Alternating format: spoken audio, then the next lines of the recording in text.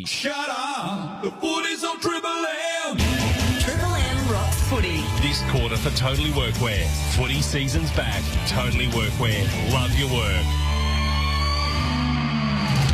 The AAMI Community Series continues as West Coast hosts Port Adelaide at Mineral Resources Park. The Eagles off the wooden spoon last year. They had just the one win and they look to bring a bit of competitive footy in 2026 in their second year under McQualter. Port Adelaide, well, it's a new era. Former Premiership hero Josh Carr takes the reins and real anticipation about how they're going to be different under him. For McDonald's and Ream Hot Water, Triple M rocks footy. Big team in the house for this game today. We welcome the 208 gamer from the Giants, the Crows and also the Blues, the one, the only Sauce Jacobs. And Sauce, take us into the West Coast rooms, mate. When you're a team that's where they are and trying to emerge, is this about building a bit of belief as you come into the season? Yoda, thanks very much, mate. It's great to be back for another footy season. But, yeah, absolutely. I think Mini McQualter obviously into his second year over there now. I think, you know, he'll be looking for, I guess, to try his new toys out, all these high draft picks they've got coming into the teams, and I'm sure we'll speak about them throughout the day. But absolutely, Harley Reid, as we see down there, is looking great as well. So, yeah, certainly looking to get into it. Joining us as well, former Port Adelaide skipper and premiership player, of course, for Port Adelaide, Dom Cassisi. And Dom, big anticipation around your former premiership teammate taking the reins at Portland. Yeah, there is. You know, it's exciting to see Josh Carr take the reins. Obviously, been in the game a long time in terms of coaching and coaching his own right there, NFL to a premiership there. So, you know, he's had a long apprenticeship, and now it's his turn to take the reins. And look, he's got some great assistant coaches around him. Now, whether that transfers into wins, you're not sure yet, but interested to see how they shape up today. Rhett Bigland's joins me in commentary today. 10 years, of course, at the top for the Adelaide Footy Club. Biggles, what are you looking forward to in today's match? The mix in the West Coast midfield for mine is so exciting to see, and you love a story of a workhorse and a star player coming back, and I'll speak of Elliot Yeo, of course. A long time, 12 months out of the game, significant injuries. His side has slidden over the year that he's been out, over the last few years. He's back, he's firing, he's fit. Of course, a premiership player and just an icon throughout Western Australia. So good to see him back in his first game in over a year. Well, it's the Triple M Footy prime time for Mitsubishi Heavy Industries. Mitsubishi Heavy Industries Air Conditioners Australia. Put your trust in the experts in air. Beautiful day at Mineral Resources Park. Tommy Atkinson on the boundary for Bob Jane T-Marts. Tom, Triple M Zone. Welcome, mate. And, gee, conditions spectacular. Yeah, perfect conditions for footy boys down here. It's about 26, 27 degrees. The ground is bathed in sun. The breeze is just picking up a little bit now. And just as I speak, Devon Robertson, of course, the new inclusion for West Coast, just running in front of me. And a bit happening down on the bench. I'm told that West Coast will be the first side that doesn't field 8 on their bench today. So they had 3 players that played waffle earlier. So Luca Grego, Harry Barnett and Tyler Williams all played waffle. And they're currently sitting in the stands and will only come down and put the jumper on if needed. So yeah, just 5 on the bench for West Coast, and we'll get their first look at a couple of their top picks, Willem Dersma and of course the number 4 pick, Cooper Duff-Tyler. Well done there, Tommy, for Bob Jane T-Marts. They have a great buy 3 get 1 free plus instant cashback deals. Call or shop online today. T's and C's apply. Tommy, you didn't want to go down to Mandurah yesterday. Didn't put your hand up for the hour drive. You just wanted to keep it close to Mineral Resources Park. Just a metro man, mate. Just swim between the flags. Of course, he's the boss of Triple M Brekkie. Great to have him on board today, doing all the good stuff for Bob Jane T-Marts on the boundary. Hey, Dom, what about Port Adelaide? What are we going to expect to see under Josh Carr? What's going to be different? Well, I think the way they shape up defensively is going to be very different to Ken's style over the past few years. I think, from what I understand, he's trying to bring in team defence, more of a zoning type defence, which takes time. You know, you've got to get games and the players to understand how that works and get synergy with the players around you. And what comes with that team defence is you need a lot of trust. You need to trust the mate next year that he's going to do his bit because you're guarding a bit of grass. So, and then be interested to see how their on-ballers like Butters and Rosie and Horn Francis, who's obviously not out there today, but how they go offensively, how they go. He's out there today. How they go offensively, because normally it was chaos the last few years. But now they're going to have to work out how they're going to move the ball forward. Sauce, you touched on the Eagles wanting to roll out their big guns, the top draft picks. Obviously, Dersma, number 1 last year, and obviously the big boy. We're really looking forward to seeing CDT, Cooper Duff Titler out there, the big man who gets around the park pretty well. Yeah, he does. I think that's, obviously West Coast been down the bottom for a couple of years now. Now they're starting to load up on these picks. I'd expect a lot more improved performance. And not only that, obviously they've got opportunities to bring in these delisted free agents as well. We talk about Finn McRae and Harry Schoenberg and the like. So, they're going to be a lot stronger at their depth as well. And like I said, I think they're going to play an exciting brand of footy. We see bits and pieces last year, but now obviously another pre-season to work on it. Another, new fitness boss over there and all that as well. I think they're going to be exciting to watch. So the contrast will be interesting today is whether, Port want to try and slow the game down and West Coast want to try and get a bit more speed on it. Now, Sauce, we know that the ruck is the most important position on the ground. And Matt Flynn back from that tendon injury in 2024 seems to be hitting his straps. You're with him at the Giants. Yeah. He looks to take on that responsibility, which just frees up the rest of the forward line, doesn't it, if he's commanding that number 1 position? Yeah, it does. He's, like you said, he hasn't had the smoothest of rides of late, but, he's back in good form now, and obviously Visentini is looking to grab a hold of that for Port, so another important battle. And you talk about Cooper Duff Titler, and I think he's going to be a bit of that Luke Jackson mould. We'll probably see him in the ruck at times, we'll see him forward, but obviously Flinny's going to play a really important part to allow him to develop at his own time. How important is the loss of Soldo to Port Adelaide? I mean, it's a backup role, we know, but if you lose your first and second choice ruckman, is Visentini, is he ready? I guess it's a wait and see. I think sometimes as ruckman, I know, obviously you played a lot of footy there. Sometimes you just need that confidence and belief. And, if they do back in Visentini and actually give him a red hot crack, I'm sure he can thrive in that. At the moment, they got Visentini and they got Sweet. What it looks like after that, I know they've certainly got a pick that they'll hold for the mid-season and hold for the moment, but I don't think it'll have too big impact. I think they've got two quality ruckmen coming through. This is the Triple M Footy Prime Time for Mitsubishi Heavy Industries. Mitsubishi Heavy Industries Air Conditioners Australia. Put your trust in the experts in air. This forward line, it really interests me, Dom, for Port Adelaide. No Georgiades obviously today off the state game, and actually we see him today. We didn't see him in the warm-up game last week, but he was obviously the number 1 target all year for Port Adelaide last year. They need to be more dynamic than going to him again all season. Can Lord step up? Can Whitlock come in and do something? Obviously, you've got, Richards who'll be burning around there. Can they be a bit more dynamic up front? Yeah, well, they're going to have to explore that, aren't they? I mean, you're right. I mean, Georgiades was unbelievable last year. When you think back to the supply they had, the offensive ball movement wasn't that flash. But, he stood up and kicked heaps of goals, but he's not going to be able to do it on his own. I mean, teams defensively these days, so he's going to have to get some support. So, Joe Richards had a great year last year, so he'll be on the ground helping him. But like you say, Whitlock, and whether Visentini pushes forward occasionally as well to try and pinch a goal or two. But the Kosciusz is out today, so they can't get a look with him. And then Toddy Marshall, obviously he's gone back, but at times he might see him going forward as well. So they're definitely not settled in their front half. Yeah.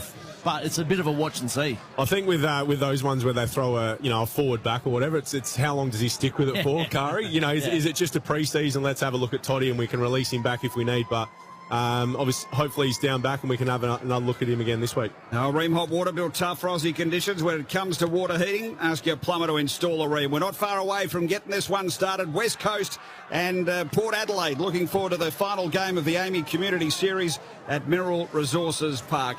Sam Jacobs, Dom Cassisi, what are the 2 key things you want to see from both these teams today? Well, I want to see. I just want to see Port Adelaide just execute under Kari's new system. Like I said, I think it's going to be different, and obviously Dom knows it really well. But it looks like it's going to be different from Kenny's style. So I guess just to see a bit more clarity on what that looks like. And then from the West Coast point of view, they've got a lot of experience here. Duggan, Jinby, Graham, Starcevic, Tim Kelly are out. And then you throw in Alan Chester and Ryan, who left last year. So it's like, what can the kids get up to? Tom Atkinson, Bob Jane, T-Marts. Yeah, Liam Baker, first official game as captain of the club, has lost the toss. It's been won by Connor Rosey, and Port will kick to the left of your dial. Terrific stuff. Tom Atkinson there today for Bob Jane, T-Marts. You can stream every game at Triple M Footy live on the Listener app. Download it now, LISTNR. AAMI Community Series action, Mineral Resources Park. And here is Red Biglands to get us started on Triple M Footy. You're going to love the last full dress rehearsal for both sides. Round 1 round the corner from McDonald's and Ream Hot Water. Triple M rocks footy. The man we spoke of, Flynn, got first hand to it. And then the young gun in Harley Reid was at his feet, gathered the first clearance of the game and put boot to ball. It goes out to the wing, stays in the field of play though. And Port Adelaide haven't had a possession as yet. We'll get a boundary throw-in right in front in Tom Atkinson. Great to have him on the boundary this afternoon. Get to him for conditions later on, but it was blowing a gale in Mandurah yesterday, all to one end. Sunshine Bay, the umpires are working out whether or not it's a last touch rule. They're having a discussion, little conference, and they've come back to it. So they're getting used to the rule, as we are, as the players are. So that must have been video reviewed then, because that must have come off the Port Adelaide player right on the line. Yeah, the umpires do this whirlybird signal with their hands, saying that's the conference, we believe, from upstairs. So they went video reviewed, worked out that it was last touch from either McCarthy, I think it was, and they get the last touch out of it. You can see Biggles, obviously he kicked it inside 50. No one touched it, but obviously it's only between the arcs is the last touch rule as well.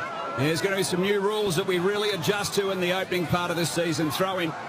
Byzantini and Flynn go at it. Butters, gee, it was wrapped up strongly by Yo. Ball spills around. Drew's in there. And Cripps at the base of that there for the Eagles will have a ball up. Opening turn, Mineral Resources Park. Tap by Flynn was strong. Port Adelaide clear the area. Burne-Jones is there. Coming through was Dersma. Couldn't gain possession. So he just, now is he going to play too high here on Baker? He is. He sort of slid into the shins there of Georgiades, but Baker's got the footy on centre wing. Saw something he liked, Baker at half forward. And he's got a 2-on-2 down there. Really good contest from Devitt Robertson, the mature age recruit from the Lions. Went up and couldn't complete the grab. We get a boundary throw into half forward. First term action. Final game of the AAMI Community Series. And round one knocking on the door, opening round we should say. Flynn really good positioning at that boundary throw-in. And Willem Drew showing his leadership. Bounds out of the stoppage. Georgiades was super. One-on-one contest, push back, and then gave to Lord, not the man you'd think be doing the drive-by, and probably that's why he kicks and intercepted by Sandy Brock, who just picked it off nicely. Wrap around the back, then came from Ryan Marrick. They look to switch now, West Coast. Started really well against Freo in their intra-club trial, or matched him, I should say, last week as well, and they've done just that. They look like they're on their mettle. They're running on the outer side now. Spearing ball, though, was a wobbler off the boot, intended for Archer Reid. You see Schoenberg into the game there. Biggles, obviously one of West Coast News players, recently at the Adelaide Crows last year as well. Great work by Georgiades. The handball to Lord boundary side wasn't ideal, was it? I mean, you'd love to see like a midfielder getting that one of their small forwards take some grass and hit a forward. Yeah, great view of him there on the Harvey Norman replay. Throw in, top of the 50 here for the Eagles. Butters goes in. Handball came out from Davis. The Eagles through Yo, just sort of trundle it forward, but Lockie Jones in the spot. Not a great kick. Really makes his teammate work hard. Wrapped up strongly at the base of that is McKinlay. And we'll have a ball up. That was Dersma who put the clamps on him. 50 out from the Eagles' goal. And we get around him. There was Baker, the co-captain, straight over to young Dersma. Harley Reid flying through the stoppage, then puts tackle pressure on. Really well done. He absolutely wrapped up Zach Butters. Flying shot at goal went across the face, though, and Waterman couldn't quite get his mitts on it. 1- score to the West Coast Eagles. First score of the afternoon. Port yet to score on the Triple M Totally Workwear scoreboard. Might be worth going down to Tommy and getting a look at there's been a few floaters being kicked here to start the game. So what's it like down there, Tommy? The breeze is sort of picking up a little bit across the ground, but I wouldn't think it would excuse some of the kicking so far. Tom Atkinson there, Bob Jones T-Marts. Bob Jones T-Marts, a great buy 3, get 1 free plus instant cash back deals. Call or shop online today. T's and C's apply. Another intercept here on the Port Adelaide attempted transition. This time it's Reid, and he doesn't hit the target. Port Adelaide in defence. Rosie got the handball. Here they go. Busting away Berry from half back, and he nice hit up to Whitlock. Right near the AAMI logo, centre wing. He wants to bite off the inboard kick. The Eagles are swarming. They got numbers everywhere. Just couldn't get it through. Drew, geez, under some real heat for Port Adelaide. Dersma clean as a whistle, got the handball away. And a free kick going to the Eagles here at the base of this. Schoenberg. Yeah, looks a little different, Harry Schoenberg. Lost the sheep haircut. They used to call him Sheephead at Adelaide, but still lacking in the neck department, so that's how you can peck him out. And that ball goes out of bounds after Schoenberg went to Davis from the gather and couldn't quite hit his target for the youngster. And we've got it out of bounds on the full. That's Hamish Davis, of course. He's athletic, a really good runner by all reports. Just missing the kick to the outer side. Just looking at the kicking efficiency, West Coast 30%, Port 45. It's a race to the bottom at the moment. It's not a race you want to win. Todd Marshall, outstanding. Over the back, really good from Sandy Brock. He was 3 deep, clunked it, immediately gets on with it. Just puts one into the pocket. Marshall was getting back, and he was the man who kicked it down to Brock. He takes an intercepting mark deep in defence for Port Adelaide, Mineral Resources Park in WA. Nice little kick out to Jones. Yeah, gets it to Jones. Farrell on the run by, wrapped up beautifully by Cripps. Tackle pressure's been good by the Eagles. See Lockie Jones, just a couple of errors, just loose with his kicking early, and then missing a handball out of the back line. That's what's going to hurt Port Adelaide. Here's Drew out of the clearance for Port Adelaide. Sends it up, but the offending players are behind, which is Georgiades, and the Eagles are able to wrap it up here on centre wing. Sitting over it was Young for the Eagles. Handball spits out. Davis a chance. Saw what he liked at half forward. Turn around, the one-hander from Reid. So Harley just wants him to take his time. He's just approaching half forward here on the outer side. Going to go long. No, he goes short. Tried to pull it late, and it came off the instep. Didn't hit that as he wanted.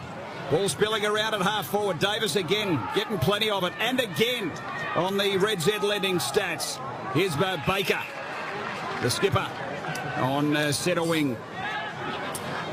So the dual premiership player and co-captain for 2025, Liam Baker, called for a shorter leads and then elects to go long to the contest. Really good off hands there from Matt Flynn. Gave it to Waterman defensively, who then chipped back outside 50. And that wasn't 15, Waterman to Davis.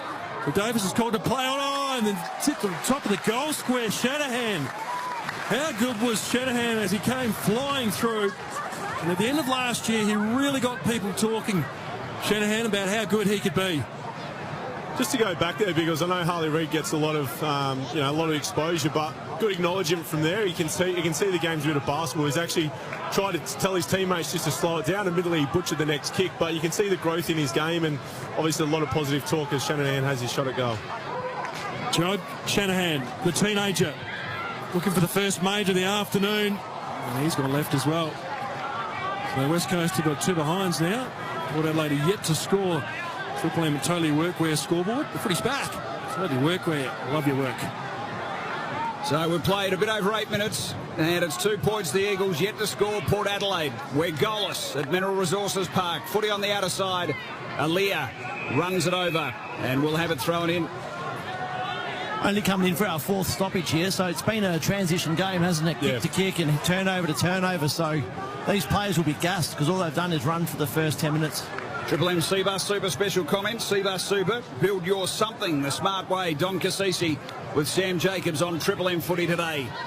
There's Willem Drew out of midair, tried something special, didn't quite go as he would have liked. McCarthy, it ends up with Marrick.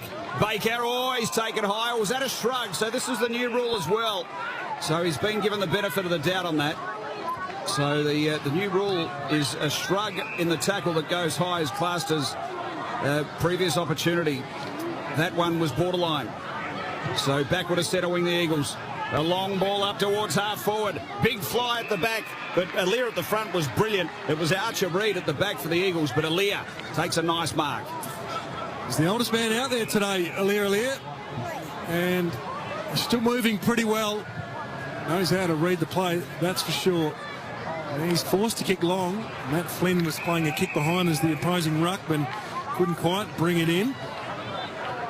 I think alongside Georgiades up front, I think Aaliyah's arguably going to be Port Adelaide's most important player this year. Really sets them up behind the ball. Obviously, they're unsure of what their exact dynamics look like back there, but we know he'll be a staple and he'll get them organised. He's the oldest at 31, which is not that old, but if everything goes well for Aaliyah this year, he'll play his 200th. And it's a pretty good milestone, and you're right, Sauce. Super important cog for the Port Adelaide Armoury. Kick out to the outer side, was looking there for Harley Reid, but couldn't quite find him. Getting plenty of the footy, the young gun Reid so far. Triple M Red Z landing stats. He's up to disposal number 6 now. And plenty of it. So Schomburg gather, and then Flynn tried to sit behind. And that's big Rahm. How good's Rahm going to be, Dom? Port Adelaide defensively. Yeah, well, they love his competitiveness. He hates losing, so sometimes that's half the battle. Finding a young player that's super competitive, so I think he's going to be a winner in the future. He's got a lot of attributes, doesn't he, for a tall defender who can run. Probably in the intra-club against Adelaide, Phil Thorpe probably gave him a bit of a lesson, but still so young. So Port working up towards half forward. Lord flew.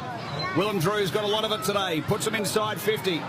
They close it down here, the Eagles. Little sideways handball from Brock. Port Adelaide persist. Horde Francis around the body looking for Burgoyne. Chance here. Snapping ball, goal. So the first one of the day goes to Burgoyne.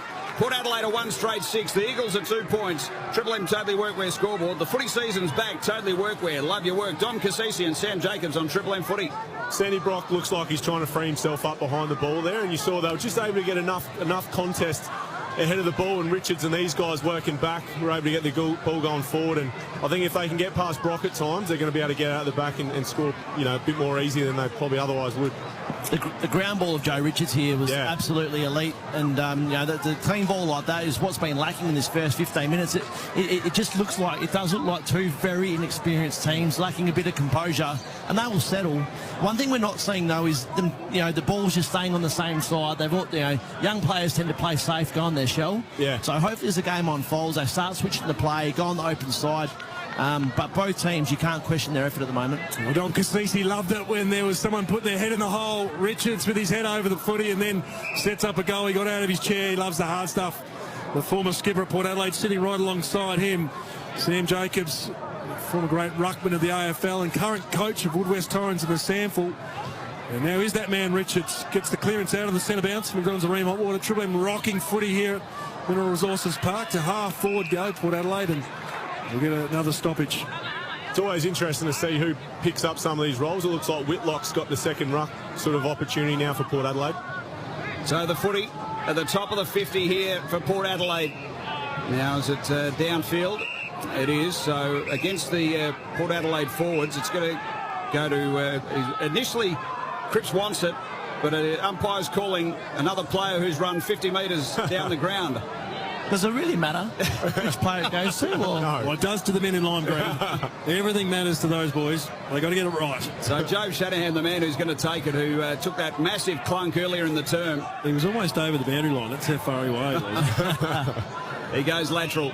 Mark taken here by Brock. He looks to square it up through the middle. It's a nice ball. Lindsay, silky smooth left footer, wants to get going. He kicked it into the man on the mark. Nice pick up off the toes. Rosie tried to get around Yo. He's got a high free kick. There's some space here in the Port 50. Georgiades gathers, lines up the big ones. Does Mitch. Second goal to Port Adelaide. And they push on to 2 straight 12. The Eagles are 2 points on the Triple M Totally Workwear scoreboard. Sam Jacobs, Don Cassisi on Triple M Footy. Already, you're looking for their identity, Port Adelaide under Josh Carr. It appears they're getting more numbers back already, Dom. You can see they're halting West Coast ability to go inside 50 and then slingshotting the other way when they get the turnover. Yeah, you're right. You can see in their defensive half they are guarding grass and space, and then there's not a lot for West Coast to go to. So Port just scored their second goal from turnover. So the sort of West Coast, they need to find possession. They need to be able to maintain possession and work their way through that defence and get rid of those skill errors that just hurt them. Great effort from the umpires, though. The stand rule, we thought, may have been confusing, not having 2 players in there. Jack Watkins was immediately called to play on. He smothered that ball, which caused the turnover. So very good defensive work on the mark for Watkins. McDonald's Arena Hot Water, Triple M rocks footy. Port Adelaide by 10 points. West Coast yet to score a major so far. 11 minutes left in this first term. Great tackle, Darcy Byrne-Jones. Pinned him, one arm. Could not get the ball out. That was Davis. Darcy Byrne-Jones. We know how good a leader he has been. The man they call Hank. Half forward line he goes. Sitting back under the hole. That's a really strong defensive mark by Harry Edwards. Too tall, or 2 metres of him. And now in 7 seasons worth of AFL for Harry Edwards. Commanding of that defensive post. He was under extreme pressure. Looks out wide to Young. West Coast to slow it down. Tyler Young, the former rookie, along to a contest. There's Whitlock again, or Watkins I should say, in and under, trying to get that ball out of the congested area. Can't do that. 10 minutes left in the first term. The Power by 10. Going back to that last marking contest, Ollie Lord for Port Adelaide, that's where he's, if you're not marking it, bring it to ground. You know, his job is, he could have easily brought that to ground. They've got some small forwards that could have swooped on it, but they're the things that he's going to have to bring into his game. Tom Cassisi there along with Sam Jacobs for Seabar Super. Footy's wrapped up. I'd head to Tom Atkinson for Bob Jane teammates. Tom, I saw Elliot Rocky Balboa Yo just doing a bit of skipping on the boundary. Is that something normally that he does? First time I've seen it in my 20 or 30 years of watching footy. They just pushed inside 50 now, Port Adelaide. So I'll hand it back to you guys and we'll come back. So the ball bobbles around, taken high in the tackle there. Is it paid? No. Take it away, Tom. Yeah, so he came off for about a 4 or 5 minute break and he asked the trainer to grab him a skipping rope. And it was like one of those ones you had back at school, the plastic ones. And he just jumped up and down for about 60 seconds on the bench and then ran back on. Extraordinary stuff as Richards. He was clean in the contest there. Just squirts one out. It goes out of play. 25 around from Port Adelaide's goal. So 2 straight, Port 12. We've got West Coast 2 points. The Triple M Totally Workwear scoreboard. Played 16.5 opening term. Whatever keeps Elliot Yeo on the park, that's all we care about. He's one of the most influential mids for the Eagles. Such a long time out of the game and having his first proper game today for well over 12 months. How good. The skipping ropes for over 30-year-olds when you're worried about doing a calf. Yeah. In that right source. Yeah. As soon as you turn 30, those calves, you start getting those little nicks. They've got a few calf problems at the moment. Brandon Starcevich has got one and still got, there's a shot on goal. We'll come back to that. Port Adelaide inside, they're attacking 50, and that was Jacob Ware, the former Giant and West Torrens premiership player, coming across requesting a trade to Port Adelaide. Great to see him back, Source. Yeah, absolutely. He's looking to forge his way in now, Ware, and hopefully he gets that opportunity at Port Adelaide. 39 games with the Giants. Left footer can have an impact. Certainly a hard worker, Jacob Ware. Balaclava boy. That's Source territory too, isn't it? It is. Oh, not quite. No, not quite. Adelaide Plains. That's right. It's not quite the peninsula that I was listing around, which the peninsula is like a big foot, isn't it, Source? Absolutely is. Big shoe. The leg Australia's got to stand on. The leg? Biggles. I think it's the leg because they can't fit that much crap in a shoe. Just while we're talking here, you can see Port Adelaide starting to get on top around the ball. Willem Drew up to 6 touches. Connor Rosie up to 6 touches as well. So obviously a few prime movers starting to get going. Red Z Lending stats. Red Z Lending loans for the self-employed. REDZED.com. Steaming through. Just couldn't take it. McCarthy. Butters wraps up strongly. Just saw on the Harvey Norman replay there. Harvey Norman loves the footy. Kick off the season with super savings on TVs and soundbars. Had to catch all the action at Harvey Norman in-store and online. But Josh Carr coaching from the boundary, which he obviously did in his premiership time at North Adelaide. Is that something you think we'll see right throughout the year? Or is it just how it pans out at the moment? Yeah, I'm not too sure, if you want to say it. I don't mean, I haven't really had a chat to him about it, but I think I reckon we'll see him in the box. Yep. We saw Ken Hinkley, of course, for most of the last couple of years on the boundary while Josh was upstairs. As they go inside 50 here, Port Adelaide. Watkins send it deep. Dersma's getting down there and busy. The number 1 pick for the Eagles. Footy's wrapped up, so 2-1-13 Port. They lead West Coast 2 points on the Triple M Totally Workwear scoreboard. So ball up, 20 out from the power goal. Flynn protects the drop zone. Found Willem Dersma on the ground. He went back, couldn't take it off hands. Burne-Jones cut it off and then tried to get his hands on it. Clearing kick coming out of defensive back from the defensive back end from McCarthy for West Coast. Now Rosie, he's got it. Assessed his options. Richards, that was barely the required journey. Richards is 55 from home. Little lead up, West Coast a little loose. And that's a man you don't want to let get loose. Zach Butters, the vice captain, who pops out 45 directly in front of goal.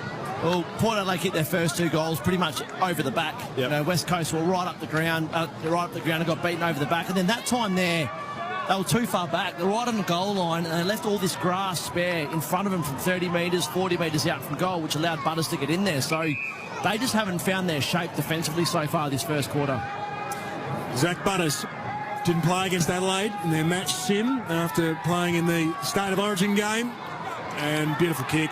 No trouble there for the goal umpire. Port Adelaide have got 3. 3-1-19. West Coast just 2 behind. The margin now sits out at 17 points on the Triple M Totally Workwear scoreboard. Port Adelaide are up now in the clearances 9-7. You know, we saw under Kenny last year. They're a very good forward half team as well. And like I said, while they may be making some adjustments in their game plan, it's one that's sort of held strong for a long time. So their midfield prime move is really starting to get on top now. Gee, look at the Harvey Norman replay there, Dom. Exactly what you were talking about, how the Eagles just got sucked right back to the defensive goal line almost, and there was like 30 metres of space for Butters to move. Yeah, well, I reckon, you know, from 0 to 15 metres out from their goal line, I reckon there was 11 of their players. Interesting listening through the week to Hamish Davis from the Eagles just talk about Minnie McQualter, obviously in his second year, but how he'd made everything simplified, so everyone knew their role and structure. Interesting to see if they can carry it out under match day pressure. Great tackle. And footy's going to come back here for McDonald's and Ream Hot Water. Triple M Rocks footy. Now, Durs was at the base of this. Going with him is Watkins.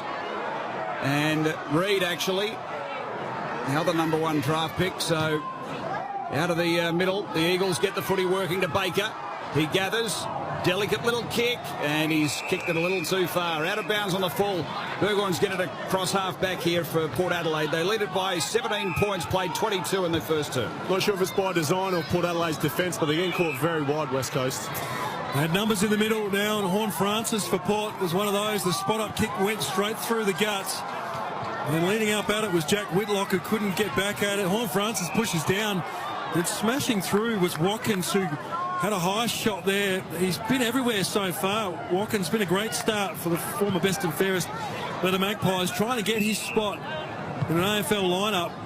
He cleaned up McCarthy and Marrick now, who get on with it. They play on to Cripps, the veteran, into attack. Waterman's got a one-on-one deep with Jones. Waterman gets the crumb, hits it to his advantage, plays on, looks for support, doesn't have it. Jones has got him, didn't get rid of it correctly. Great tackle from Jones, nice defensive pressure. And holding the ball in the back pocket for Port Adelaide. This is the players going to be interesting to see how West Coast defend, because they've been shocking so far. I mean, even before they allowed a 50-metre kick into the corridor, and at this level, if they're going to do that this year, they're going to have another long year. Not enough opportunity up there for the forwards. Georgiades went sky high over the back of Cole. Sandy Brock, now he wants to come in board. Has a look inside. McCarthy links up. Some running support from behind, and he gets it. Baker drops a chest mark, and then he kicked it with the back of his boot when it was on the ground. Absolutely wrapped up from Burgoyne after he did a 360. So the pressure being applied to the Eagles at the moment is causing some really bad errors, and that's a turnover kick, which is only 30 metres. And West Coast have turned it over. Port get on the march. Yeah, Farrell sends it in the Horn Francis direction. Marrick trying hard. Horn Francis good on hands and knees. Cole back there for the Eagles. Here's Richards, he's been busy. Handball across to Butters, lines it up, sends it right there, goal. So Butters, Port Adelaide extend the margin. He's got a couple, and they're 4-1-25 Port, 2 points West Coast. Triple M Totally Workwear scoreboard. The footy season's back. Totally Workwear, love your work. Dom Cassisi, Sam Jacobs on Triple M footy. Well, I reckon we're seeing Port Adelaide's blueprint, their defensive structure in terms of that zone defence. West Coast aren't being able to work through it. Yep. But then it allows Port Adelaide to hold good shape offensively as well. And so they've been able to kick 3 of their goals from forward half intercepts, which means that they've got shape all around the ground.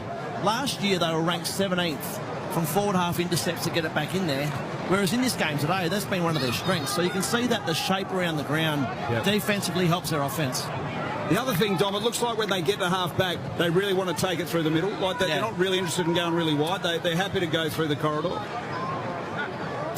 It's a fast start from the power. 4-1-25. West Coast just 2 behind. It's a 23-point lead. Sure, the umpire's giving a warning for here. For McDonald's and Ream Hot Water, Triple M Rocks footy. While flying past the ball, Vicentini didn't make contact. Flynn stood there, then crossed over the line and took it out of the air. So Cripps with a double-hander at half forward, tried to knock it forward. Goes back and gets his own ball. Harley Reid went past it. And then in danger, not paid to Butters. Aliir sidesteps one and then throws it out. Duff Tytler will receive the free kick. Now Harley Reid quickly steps in and says, I'll take it, young fella. And you're going to call back Duff Tytler. It was his ball. The number 4 pick, CDT. All 200 centimetres of him. And that's a beautiful pass. It was wide, but very well controlled to Waterman. Just to break down in defence there, you saw Jackson Mead end up on Waterman there, which obviously is not their ideal matchup. We saw Lockie Jones do a pretty good job on him previously, but he's a very good converter, Waterman. It'll be interesting to see if he can knock this one over. Such massive expectations always of Jake Waterman. Sometimes he takes that burden upon his shoulders, son of a gun, and he can't spear this one around. It's to the top of the square, and the free kick is going to go to Jacko Mead, who stood in the hole and caught one around the ears. Let's go down to the boundary and see Tommy Atkinson for Bob Jane T-Marts. Yeah, Port midfielder Jack Watkins has taken the GPS out of the back of his jumper and he's gone down to the rooms. And just as I say that as well, for West Coast, Newton looks to have hurt his ankle in the forward line. Here's Dersma with an intercept. Sends a long ball. It goes wide and hits the point post on the full. So Lockie Jones all the way back there for Port Adelaide will get the footy. It's a 23-point lead to Port, and we've played 26 minutes opening term on the Triple M Totally Workwear scoreboard. Do we know if Willem Dersman's got a bow and arrow trick, Tom? One of your former team. Has he got anything up his sleeve? Yeah, like his bro? Probably I hope he does. Probably I hope he's his got bro. something. Well, I think he kicked the bomb, didn't he? The first game of the round versus, or the first game of the match sim versus Freo was sensational. Didn't see the celebration, but Port Adelaide have just gone coast to coast from one end to the other. Rosie Butters, and now ends up with Berry uncontested, 45 out from goal. Talk about blokes having great pre-season. Well, Joe Berry, Dom, you might be able to elaborate a bit more, but he seems to be, he's going to join these types of Rosie and Horn Francis and Butters and these types this year. Yeah, that's right. I mean, they've been glowing of his pre-season, and you know, he had a good year last year, but there's some areas to work on in his games. Hopefully he can bring them out this year. A pretty good 12 games in your first year at an AFL club. That's a beautiful left foot kick. He's absolutely nailed that. Kicked a great goal against the Crows. He's got another today. 5-1-31 Port Adelaide. West Coast just two behinds. 29-point lead to the Power. And Tommy Atkinson's doing a great job for Bob Jane T-Marts on the boundary. Yeah, the youngster Jacob Newton, who was their mid-season pick-up last year, earned himself a new deal this year. He's just come limping off what looks like a lower left leg injury and a fair amount of pain. As soon as he did it deep in that forward line, he called for the trainers. Two went out to him, and he's now coming off and having it looked at about a couple of metres from me now. I just want to be a bit quiet in case he hears me talking about him up there, Vickers. Don't talk about him. Jacob Newton's a good fella. They nicknamed the Pig at Norwood when he came across. And Elston boy, they're pretty tough and hard. So if he hears you whispering about him, Tommy, he might snot you one. So let's hope he's okay. Ream hot water built tough for Aussie conditions. When it comes to water heating, ask your plumber to install a Ream. We're back in the middle. Port lead it by 29 for McDonald's and Ream hot water. Triple M rocks footy. Visentini got the tap down. They tried to clear it though, West Coast. Footy's wrapped up in the middle region there. Visentini, umpire comes in. Get a look at the Harvey Norman replay there on Jacob Newton. McCarthy for the Eagles cleared it out of there. Little sideways handball. Schonberg over the top. Put his teammate under a little bit of pressure there. Shanahan. Marshall for Port Adelaide. Nicely done by Robertson for the Eagles. Inside 50 opportunity. And feeding back well was Shanahan after contesting that initial bit of play. He doubled back and he's taken the mark on a tight angle. The Red Z lending stats, we talk about West Coast. They are inefficient by foot. But they're actually leading the contested possessions plus 13. Ground ball gets plus 6. So I think Minnie McQualter at quarter time, he'll bring him in, but it's not all disaster for them. They are doing a lot right. They just got a tidy bit up of their execution at the moment. Triple M Red Z lending stats as he comes in. Shanahan had a shot from point blank earlier. This one a bit of shape about it, but goes across the face. Minor score. So they move along to 3 points, West Coast. Port Adelaide a 5-1-31. All that happening on the Triple M Totally Workwear scoreboard. Harry Schonberg was the man who put it down Shanahan's throat. It was a really good kick. He's getting busy, Harry Schonberg, putting his name up for selection after getting a lifeline. Great defensive pressure here from West Coast. McCarthy. They built the wall, intercepts, sends it back into the forward pocket. They sit under it. The breeze holds it up. Robertson couldn't gather. Kick around the corner is going to wobble through for a minor score after Marshall did a good job of spoiling it down. That was Harley Reid who had the behind. 4 points. The Eagles. 5-1-31 the Power. 27-point margin. And we're inside the final seconds of this first term. They get out of trouble, Port, with the re-entry. Jones. Now through the centre of the ground to Lord. Is there enough time? Clock ticks down. Out the back goes Georgiades in front of him. We get the siren. No, we get a boundary throw-in. Right alongside the Port Adelaide point post. Red Z lending stats. McCarthy's had 10 boys and Rosie's had 10 as well, along with Zach Butters. That's so good to see Tom McCarthy, the late bloomer, getting plenty of it. Averages 24 disposals last year after being picked up in the mid-season. Siren's imminent. There it is. And in the first quarter, the West Coast Eagles held goalless. And Port Adelaide, well, 5-1-31. They're in command by 27 points. Choice hotels around the grounds earlier today. Mars Stadium at Ballarat. It was the Kangaroos by a point over Collingwood. Quarter time, Mineral Resources Park. It's Port Adelaide by 27. Back with Dom Cassisi and Sam Jacobs after the break. For McDonald's and Ream Hot Water, Triple M rocks footy. That quarter for Totally Workwear. Footy season's back. Totally Workwear. Love your work. For Ream Hot Water, Triple M rocks footy. built tough for Aussie conditions. When it comes to water heating, ask your plumber to install a Ream. In the morning. Last year, Brendan from Laverton North won a brand new Mercedes. This year, Mercedes-Benz Waverley, Nick in the morning, is doing it again. In the morning. Just by being a part of the show, weekdays from 6, you could be just like Brendan. Brendan, you've just won yourself a brand new Mercedes-Benz. For Mercedes-Benz Waverley, in a class of its own, visit the award-winning team at 769 Springvale Road, an easy 8 minutes from Chadstone. Cold flow. Heating and cooling. Summer's heating up, but you don't have to sweat it. Cold Flow has you covered with Dakin's energy-efficient reverse cycle ducted and split systems. Plus, you can earn massive rebates through the Victorian Energy Upgrades program. Stay cool, save big, and enjoy summer in total comfort. Upgrade today and beat the heat before it beats you. Affected by Robodebt? Registration is free for the $548.5 million settlement. Go to robodebtsettlement.com.au by 4 p.m. March 6, Australian Eastern Standard Time, or contact Gordon Legal for further assistance. Don't get FOMO this winter. Wait, do the kids still say FOMO? What about 6-7? Is that still a thing? I kicked 6 goals 7 once. Get KO Sports with every game of every round of the 2026 AFL season live and on demand in 4K with no ad breaks during play. That is incredible. With all that footy plus the NRL, F1, Supercars, netball and all the other sport you love. You won't miss a thing on KO Sports. Getting back to work starts with having the right tools. And right now, Hokoki makes it easy with back-to-work deals across 36-volt multi-volt, 18-volt cordless and proven corded tools. Get serious value with Hokoki 10, 9 and 8-piece kits. One system ready for the job.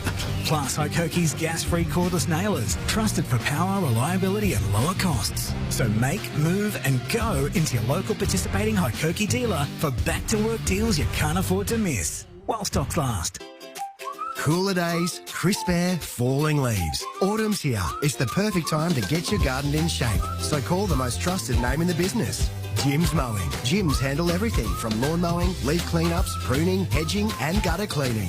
Why do it yourself? Let Jim's take care of the hard work and enjoy the change of season stress-free. Haven't booked your free Jim's quote yet? Come on, Melbourne. Call 131 546 and get your weekends back. Franchises also available. PayPal Frenzy is back. From the 3rd of March, you can shop the online sale and score incredible deals at your favourite stores like Chemist Warehouse, JB Hi-Fi, The Iconic, Priceline, Target and lots more. Pay now or pay later with PayPal. Terms apply. Sale ends March 9. So I stopped into IGA this week and I found Lipton black tea bags 50-pack for only $4.25. At IGA, I couldn't believe it until I saw Indomie mee goreng noodles 10-pack for just $7. The 10-pack? Surely some kind of mistake. But no, there's also Handy Ultra double-length paper towels 2-pack for just $5.25. Can't believable prices. Now at your local IGA. Products are low prices every day. Prices valid until April 28. Shut up! The footy's on Triple M! Triple M rocks footy. This quarter for Beacon Trade, backing tradies with all the lighting, fans, switches and electrical for the job. Beacon Trade, let's make light work. It's quarter time. Port Adelaide lead by 27 points, 5-1-31 over West Coast. 4 points at Mineral Resources Park. in the West. And, of course, round 0 gets underway on Thursday night on Triple M Footy. Sydney up against Carlton. This is the final game, of course, of the AAMI Community Series. Let's head to Tom Atkinson on the boundary for Bob Jane T-Marts. Yeah, so just from the first term, it was Jacob Newton who came off with an injury. It looked like someone kind of pinged him from the stands with a rifle on his left ankle, and he just he went off and he got it stretched from the club doctor and the physio. They just strapped it up, and he's now out there on the ground talking to their new head of fitness, Phil Merriman, who came across from the Dockers, Hawthorn before that, and he did some run-throughs. They're talking to him now. It looks like he might be okay, so we'll provide an update shortly on him and see how he's going, but he's hobbling a little bit, but he should be okay to go back on. And, well, Eagles fans don't have a good record of watching him out here at Mineral Resources Park. They've had a host of ankle injuries from only a few games. We saw Elijah Hewitt, Campbell Chesser, and a few more go through there early on in their careers, so hopefully Jacob Newton's okay. Well, Jane T-Marts, a great buy. 3, get 1 free plus instant cashback deals. Call the shop online today. T's and C's apply. Dom Cassisi, Sam Jacobs, opening term. What were the takeaways? Well, Port won the pressure rating 194 to 80, so that pressure was through the roof, which allowed them. They kicked 5 goals from turnover, which is all their goals. And then last year, the Port Adelaide to 2025, they'd averaged 4.5 points a game from forward half intercepts. They got 18 points in one quarter. So I think their shape that we're seeing is really what Josh Carr's looking to implement, Source. Yeah, to back Dom up as well, it's 54% time in half for West Coast as well. So it just shows West Coast have been able to score in transition. Breeze does seem to be favouring that end that Port Adelaide just went, so it'll be West Coast turn this quarter. Here's Red Biglands on Triple M Footy. McDonald's a Ream Hot Water, Triple M rocking footy here at Mineral Resources Park. And free kick already for a hold. Willem Drew was being held by Harley Reid after the ruck contest. Gets on with it to half forward, and Burgoyne's been prominent early as well. So he linked up, Willem Drew got it back, and then just wobbles one in the path of Georgiades, who had the drop on his defender. And he's got some really strong hands at the moment, Georgiades. He plunks it straight out in front of goal. It was a free kick we couldn't quite see for the hold. Drew is such a disciplined midfielder, now in the leadership group. Be a tough man to match up on, I would have thought. Reid gave away the free kick and just steaming out. When he's on the lead, Miss Georgiades, he is difficult to stop. He seems to be a player that thrives with the responsibility up forward. He's sort of always been behind Chuck Dixon and these types, but ever since he's sort of elevated to the main man, he seems to love it. So the power leading goal kicker from 2025 got his routine down pat now as well. Already had 1 this afternoon. Port have got 5. They've now got 6. He's got his second. Georgiades did that very well. 33-point lead to the power. And that's all happening on the Triple M Beacon Trade scoreboard. Well, you think McCalder would have had a chat to the players. I'm sure he would have had a chat to the players about responding in the second quarter. They've come out, and Port Adelaide then just had 6 possessions. Yep. West Coast have had 0. They had 6 possessions, able to do whatever they wanted, and a goal. So, from West Coast point of view, their foundation has to be pressure and tackle. And there was none of that even after having 5 goals kicked against them in the first quarter. So, it's just going to be really interesting to see how they respond from here. I know it's a young team, but the foundation of tackle chasing, Source. Yeah, absolutely. It's a fundamental of the game, isn't it? It's something that doesn't take ability, it's an attitude and effort. So they need to do something at a quick, smart, or else this game's going to get away from them. Great insights there. Triple M C-Bus Super Special comments. Dom Cassisi and Sam Jacobs on Triple M Footy. We're back in the middle. For McDonald's and Ream Hot Water, Triple M Rocks Footy. Here we go again. Butters just walking through a swathe of Eagles, getting it out to Drew, and he's able to put one on the chest of Burn Jones. So they're approaching the front edge of centre square here, Port Adelaide. Burn Jones puts one inside 50. Contest, Georgiades had it fisted away. Yoli Lord was good at ground level. Really cannoned in hard to the Eagles' defence there. Richards, gather, snap. Didn't have the bend, out of bounds on the full. Well, critical of Ollie Lord earlier, but that's what he can do, Dom. Yes. When he's tough over the ball, he can actually do that and take some blokes out. Well, Harry Edwards copped one, and he certainly looked wobbly when he got to his feet. So just seeing that on the Harvey Norman replay, whether or not to me, he looked like he was a little dazed and confused. But medical staff haven't got out to him yet. The play goes on now. It's still in the front half for the power. And Marshall sends it to a hot spot. They get numbers at ground level. Horn Francis got at the feet of Big Jack Whitlock and get a ball up. So Port off to a flyer, not only in the first term, but the start of this second term. Vicentini did a good job of the ruck work, put it down, and Vicentini in the last play as well. We saw him bolt forward on Flynn, So that was really impressive for the youngster to get offensive out of the centre bounce and then get a possession out of it. Burn Jones wrapped up. It was Hamish Davis who got him. Another restart. Look at Horn Francis there on the Harvey Norman replay as Visentini gets the tap down. High free kick. Opportunity here for Georgiades again. The All-Australian squad nominee last year. Just seem to be, they just seem to be doing the fundamentals well at the moment, Port Adelaide. Like, I just think, they're clean over the ball. They're hitting the kicks they need to. They're working hard in offence and defence. I don't feel they're doing anything outstanding. That might be a bit of a hallmark of Josh Carr, and that was him as a player, but they're just fundamentally doing things really well. They're getting a good spread too. The first 8 clearances of the game, Port Adelaide had from 8 different players. Yep. So, that's a positive as well. Not relying on a Butters or... That's a good insight. And obviously Bergman not in today. He did a fair bit in the midfield last week as Georgiades comes in. And he makes no mistake. So he's got 3 for the Arvo. And Port Adelaide are 7-1-43. The Eagles are 4 points on the Triple M Beacon Trade scoreboard. Beacon Trade backing tradies with all the lighting, fan switches and electrical for the job. Beacon Trade, let's make light work.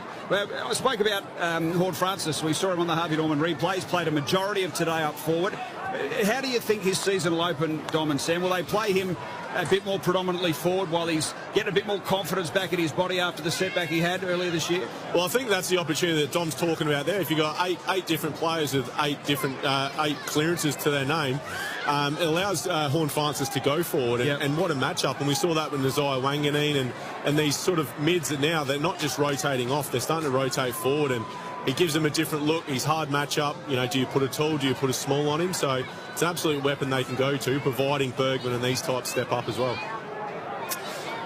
From Donald's Aream Hot Water, Triple M Rocks Footy, Sam Jacobs and Dom Cassisi doing the Triple M Seabus Super Special comments. Tommy Atkinson's got an update for us too. We'll get down to him shortly. From the spread, Richards was really well done. He got on his bike from half forward and whacked it in the path of Burn Jones after Port got the centre bounce clearance. They're at half forward again now and under siege, the West Coast defence. McCarthy was clean and then shut down. And Richards will have the ball. Tommy Atkinson, what's happening down on the boundary for Bob Jane T-Marts? Yeah, so Harry Edwards copped that I'll let him come back to you in a second, guys. Yeah, handball off. Drive by from Farrell. That lethal left boot of his pumps it into the top of the goal square. Whitlock. Arms extended. Really good job, Jack Whitlock. Highest point and took the mark. We'll come back down to you, Tommy. What's happening? Yeah, so it was Harry Edwards who copped a hit from his opponent to the head, and he sort of wanted to stay out there, but the doctor was circling for a long time. He's just taken him off. Harry sort of shook his head. He's now been taken down to the room, so I guess they're going to probably give him a concussion test and see how he's going. Great stuff for Bob Jane T-Marts. Tommy Atkinson on the boundary. Now Whitlock directly in front. All 2 metres of him. Slams that one through and just gives a nod out to the mid, saying great pressure out there, lads. And the second year forward is going to have a really big impact up there with all of his height and presence. 8-1-49 Port Adelaide. And just the 4 behinds for West Coast. 45-point lead on the Triple M Beacon Trade scoreboard. We talk about, what West Coast, where their growth area is. Right now on the Red Z lending stats, it's been 30 disposals to 5 for West Coast this quarter. So they just cannot get their hands on the ball. So it's hard to change things. Do you want to slow play? Do you want to own the ball? They just got to get their hands on the footy and actually put some pressure on Port Adelaide, because right now, Port Adelaide are doing virtually whatever they want. Examining numbers there on the Red Z lending stats. Loans for the self-employed, REDZED.com. We've got Sam Jacobs and Don Cassisi in the hot seats today. For McDonald's and Ream Hot Water, Triple M Rocks Footy back in the middle. Visentini got it all over Flynn there. Easy tap down to Drew. They go forward again. They're untouched again, Port Adelaide. Just didn't hit the target there, but Butters skips through. Whitlock came through. Here's Reid for the Eagles. Left boot was a scrubby ball. Gets it working up towards centre wing. But they win it back here, Port Adelaide. Butters, slicing handballs, nice. Farrell just doing as he likes through the middle of the ground. And going to use looking for a short option, which is Visentini. Drew got a tap out. Now the Eagles, a chance through Robertson. Got the handball, some pressure on Harley Reid. Bounced off a couple. Got the handball away in the end. And Lindsay gets it working up towards half forward. Logan Evans, though, read it the best for Port Adelaide. He sat across half back and had the drop. And now they look inside. Drew turns and goes, centre of the ground. They link up well. They're instinctive, Port Adelaide. Jason Horne-Francis took a mark at half forward, then swung around, kicked to Georgiades.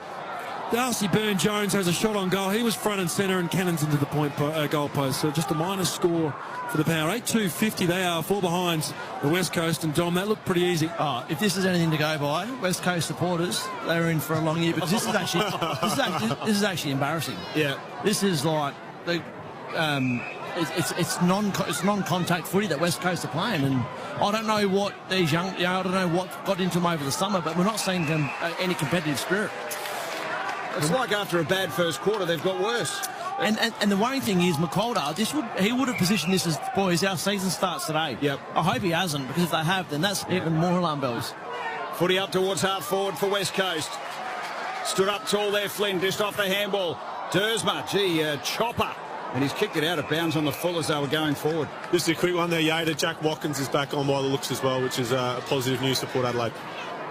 Getting a look at Dersma on the Harvey Norman replay. Harvey Norman loves the footy. Kick off the season with super savings on TVs and sound bars. Get set to catch all the action at Harvey Norman in-store and online. They mess it up here. Port Adelaide on the bring-in. Burgoyne there taken out by Visentini off the hand. So we'll have it thrown in. Approaching half forward here for West Coast. It's Port by 46 points. West Coast have not kicked a goal. It's 8-2-50 Port. West Coast are 4 points. Triple M Beacon Trade scoreboard. Tom Atkinson talked about Elijah Hewitt playing in the waffle yesterday. Of course, they're missing their co-captain Liam Duggan with that concussion. Brandon Starcevic, Brody Hoff, Jack Graham and Tim Kelly. There is some firepower there on the sidelines. Kelly's got a bit of a slight hammy, so we will give them a little bit of leniency. But you still want to see a bit of effort, and hopefully Schomburg can do that. Went busting through half forward, but Richards buried him. Richards stride for stride with Schomburg, who thought he was going to have a shot at goal. Both players down. Brilliant tackle from Richards. Just buried his shoulder right into the armpit of Schomburg. So this is a half forward for Port Adelaide, tackling someone in the back 50. I was going to ask you, where is he playing? He's playing half forward, a high half forward, but that's what not we're seeing from West Coast. West Coast are allowing Port Adelaide to go corridor whenever they want. They can roll on whenever they want. They can basically do whatever they want. And that's the difference between one team looking really hungry today and the other team just coming out to try and take the easy way out. Josh Carr would be loving that tackle from Richards. He's certainly stepped up since coming across from Collingwood last year. That defensive pressure in the back half for a high half forward was sensational. Port Adelaide try to handle their way out of their defensive zone. Can't do that. Now some pressure comes from West Coast, and Lindsay and Baker combine. A little tap forward there. Tackle came from Berry. Schomburg, Waterman has a shot on goal, and I think West Coast have got one. And it's Waterman on his right, bends it around, controls the footy nicely, and they've got one on the board. 1-4-10, the West Coast Eagles, 8-2-50, the Power. Margin at 40 points. We've got 12 minutes played in this second term. Well, it was scrappy, it wasn't pretty, but maybe that's what they needed, just to settle them down a bit and get the scoreboard moving. But, they outnumbered Port Adelaide 4 to the ball. They kept the ball alive. They got a good ground ball get to keep the ball alive, and sometimes that's what you need just to get going again. A bit of ugly footy. Yeah, it just started to get a bit of field position back. He actually made Port Adelaide try and move. So, McQualter will be happy with that. There is a lot of young players in their team, which we've touched on, but it's a great bit of growth for them. And like I said, we have been very critical of them, and it's been very deserving, but it's great to see him, push back and give a resistance here. Cbus Super, build your something the smart way. Triple M Cbus Super special comments. Dom Cassisi and Sam Jacobs for this one today. Port lead it by 40 points. Played 12 and a half second term. And we're back in the middle. For McDonald's and Ream Hot Water, Triple M rocks footy. And here they go through Robertson, the Eagles, out of midfield. Gets it going towards Cripps. Waterman, handball over the head. And a strong tackle. That was put on Davis. Umpire will run in. We'll have a ball up. 50 out from the Eagles' goal. A lot of players. We've got Harley Reid off the back here. He's beaten to it by Drew. Spills out. Nice little blind turn there by Newton. And they're done, though. Brilliant tackle by Burgoyne. He's put on the clamps a couple of times today, Burgoyne. He's in the defensive 50. And Jace Burgoyne, I feel, is in for a big year. Breakout year last year, but I think he's got another level to go to. All the confidence off half back and his intercepting work. He was the man We wrapped him up in that tackle. Oh, wonderful smother there from Rosie as he came across. They get another shot out at West Coast. They send it into the pocket. Baker and Lindsay combined to get it down there. Shanahan off the ground. Newton left foot check. He couldn't quite bring it back. On his left foot. And a minus score. 1-5 West Coast. Plays 8-2 Port Adelaide. 39-point margin. Triple M Beacon Trade scoreboard. Beacon Trade backing tradies with all the lighting, fans, switches and electrical for the job. Beacon Trade. Let's make light work. So a turnover footy here from Port Adelaide on the bring-in. They've tried a few different things from the re-entries today. Some short and long stuff. This time Harley Reid for the Eagles to Lindsay. She let it go. That's a beautiful dart. And Dersma, he'll go back. Not much angle about it, about 25 out. You hear a lot about Willem Dersma, obviously #1 pick. Cooper Duff-Tyler as well, #4 pick. But Josh Lindsay's going to be a very nice play from the Geelong Falcons. He's well credentialed in terms of being a great ball user off half-back, and you saw firsthand there his ability to find Dersma there. So Dersma, the #1 pick, comes in. Kick on the way, oh boy. Off the side of the boot, he's missed everything. Out of bounds on the full, so no addition to the score. They lead it by 39 Port on the Triple M Beacon Trade scoreboard. Second term, nearly 15 gone. A little more on Josh Lindsay, Sauce. I know you're a big rap for him. When you see him up close, he's a massive clone of Tom Rockcliffe. The Port Adelaide is that a good thing? I don't think it's the worst thing you could ever imagine. I feel he's Triple M's very own, but you do not want to look like Tom Rockcliffe. And Josh Lindsay, he's a dead set twin. And lucky there. And probably new Rocky as well. He's obviously lost a bit of weight. Tommy as well, which is good. Yes. He promotes it as well, Biggles. Certainly a promising youngster, Josh Lindsay. West Coast get out of their back half. It was really well done as Cole and Dersma linked up. Reid and Marek with the run. And they switch it out. Coming all the way back to Davis. Half back for West Coast. Elects to switch where... That's where they came back from, where Marek and Cole combined. Tom Cole now on the outer wing. So getting a bit more of the footy here. We've got a stand rule 50. Is he going to pay it? They are. And Richards didn't even get any time to acknowledge that he was a bootlace over the mark. What not sure if he moved. Did he? Might have to check it out on the Harvey Norman. It was hard to see, wasn't it? McRae's got the ball. Richards was so quick about this 50-metre penalty, which will now bring McRae with a gettable shot on goal. A bent leg action. It's going to go across the face and line a score there for Finlay McRae, the mature recruit. Well, I say mature, he's still only 23. Coming across from the Pies, so I might have score 1-6-12 West Coast, 8-2-50 Port Adelaide. Inside 10 minutes in the second term on the Triple M Beacon Trade scoreboard. Aaliyah down the line. Just looked at Harvey Norman. Looked like he ran on an angle and went a few metres past. So maybe that's what it was paid for. Here's an opportunity for the Eagles again. Davis sends a long one right to the teeth of goal. Gee, big fly, one armour. He's dragged it in, Newton. He was the only one that went for it in the end. He sort of was sitting there and had the space. And from point-blank range, he should whack this through. Massive raps on Newton. Come across the Nord. He's really impressed at West Coast, and you see him getting a lot more opportunity now as well. As you can see, quite a classy mark there as well. One-handed going back with the flight. Great grab. But, you know, he's started really well, and, you know, he's a guy that West Coast, obviously, they're looking for talent, and he's certainly one of them. Sam Jacobs there with Dom Cassisi today on Triple M footy. As he comes in, Newton, and gets the goal. So they've got a couple in this term now, the Eagles. It's 8-2-50 Port Adelaide, 2-6-18 West Coast on the Triple M Beacon Trade scoreboard. Just starting to get a bit of control back West Coast, which is positive for them. So come off the back of probably their younger players as well, which is great. But one thing they do need to control is on the Red Z lending stats is Zach Butter's up to 16 touches, and he's obviously had a massive impact. So one to watch for West Coast. It's a very good highlight for Jayton Newton. He went up one-handed, left hand, mind you, and plucked it down. The Port defenders couldn't believe it. He's very strong in the contest, the boy from Elliston. You've been over that way, you've got to be.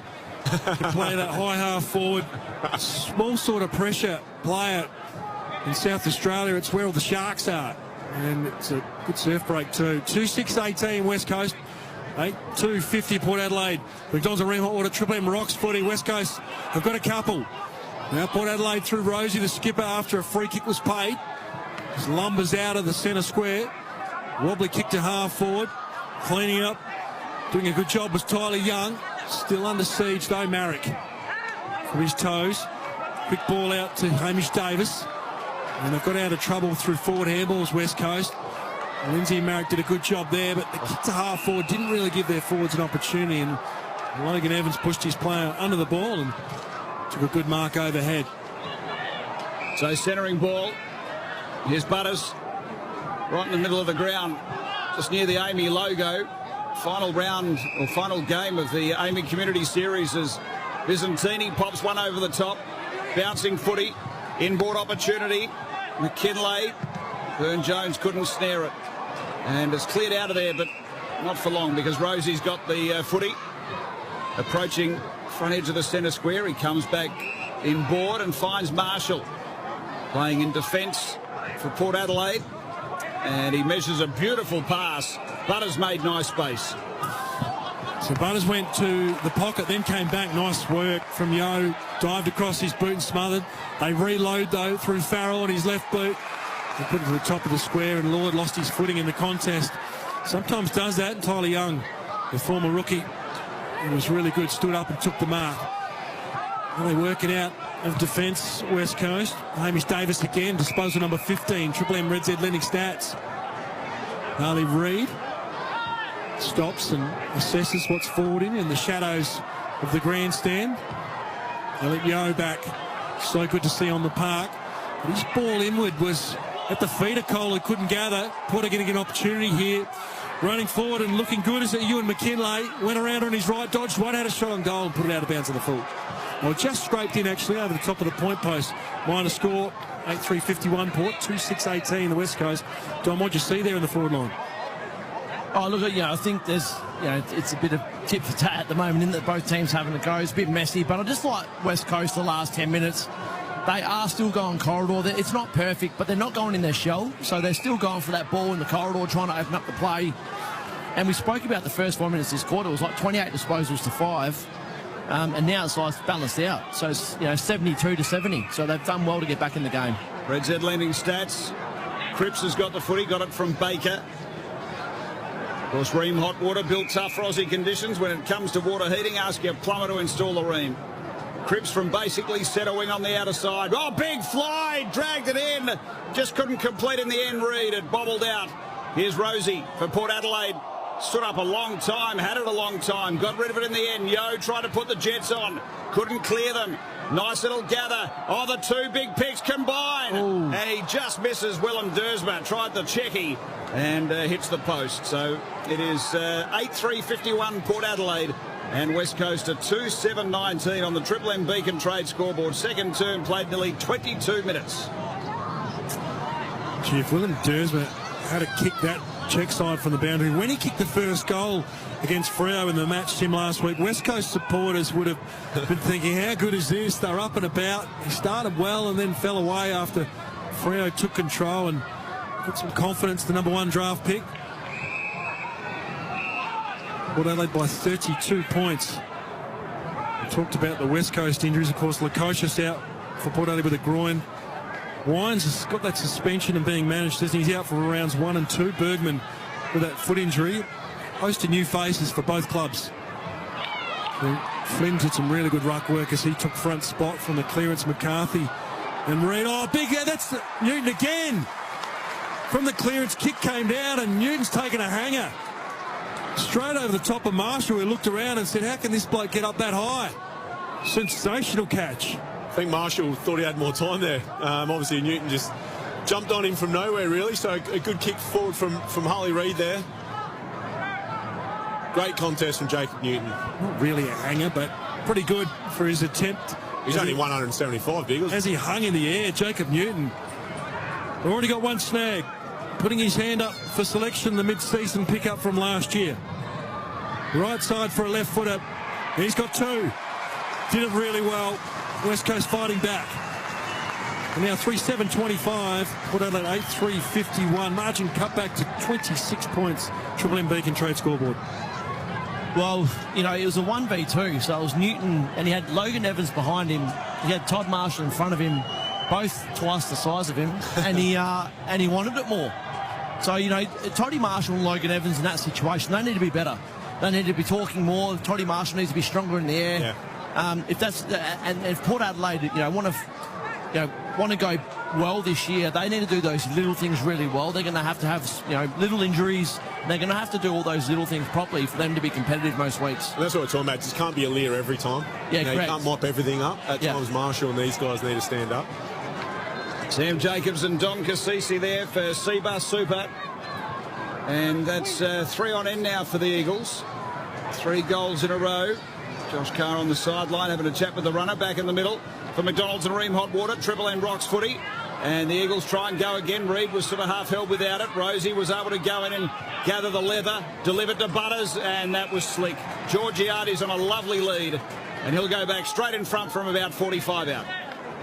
It was good work in the phone booth by Butters and Rosie, wasn't it? I just think of this year with Butters. It's just going to get massive, I reckon. He's so good. He's right up there with the best players in the competition, Zach Butters. How good in the state of origin when he just wants to niggle anyone. If there was, of course, he didn't get much of a crack at Georgiades, but I reckon he'd niggle his own teammate if he could. So Georgiades comes in straight in front, looking for his 4th of the Arvo. Kick on the way, and just fading away late. He's been able to sneak it home, has he? Yes, he has. He's got another one. He's got 4. 9-3-57 Port. 3-7-25 the Eagles on the Triple M Beacon Trade scoreboard. And Dom and Sam Jacobs, that Butters scenario is interesting from many perspectives this year, isn't it? Because he is going to be the story of the year as it unfolds. Is he staying? Is he going? That is going to be in the headlines week to week. Well, it is the headline, but the thing I love, like, this is he's a superstar of the comp. Yeah. This is a practice match. He's had 21 disposals already, 2 goals and less than a half a footy. Yep. So one thing I know is that no matter what's going on out there, when he steps on that field, he's going to be playing like this. He has a crack. He's a competitive beast, but it's $1 million question. But, you know, if they're winning, he's enjoying this footy, then it all helps. But might be $2 million. Might be the $2 million man. And some. Yeah. At this rate. McDonald's and Ream Hot Water, Triple M Rocks footy. Great to have the insights. Dom Cassisi and Sam Jacobs, and if you're talking nugs and cashola, Dom Cassisi is your man. He knows all about that. And now Jason Horne-Francis at half forward. Port Adelaide just resting back some ascendancy. We're going to get to you soon, Dom, about the Port development where they're taking over the suburb of Alberton with the high rises. Great investment. We'll get to that half time perhaps. You know all the ins and outs of that. So the West Coast clearance came after Flynn did some good work. Waterman's got a one-on-one with Jones. The foot race comes now at half forward for West Coast. Jones gets back. Waterman working hard, puts the head down, tries to chase it over. Wants it deliberate. Is he going to get it? Umpire says throw it in. Inside 3 minutes in the second term. Couple of flying mullets there, weren't there? Jones and Waterman. They were just flourishing in the Fremantle, Doctor. Flowing hair. Do you reckon they've had a chat about it? Like, hey, mate, mine's better than yours. Mine's better than yours. We're all jealous. Really good mullet action. All business up the front and the flowing party at the back. Looks really good with Jones and Waterman.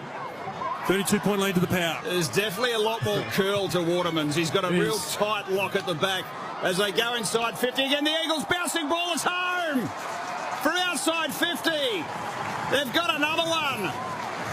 Who unloaded the bomb? Owies. The former blue bagger. Owies sends it through. So Port Adelaide 9-3-57, West Coast to 4-7-31. And Matt Owies sends it home. Get a look at the Harvey Norman replay here. So it was out of a contest. Ball bobbles out. Cole got a little handball across, and Owies is on the front edge of the centre square. It bounces in the goal square and then through. So big goal. We've got 2.5 left in the second term. Well, there's all square this quarter. West Coast to kick 4 goals, 3. Port to kick 4 goals, 2. Similar amount of possessions. Port had up a little bit in the clearances, but West Coast got themselves right in this game. So, no, if Port drop off a little bit, they could keep the scoreboard ticking over and get back in the game. Still just a little bit more efficient, Port Adelaide, aren't they? I know the Reds Ed lending stats suggest it's only, 1 or 2% different, but Port just look a bit more efficient at the moment.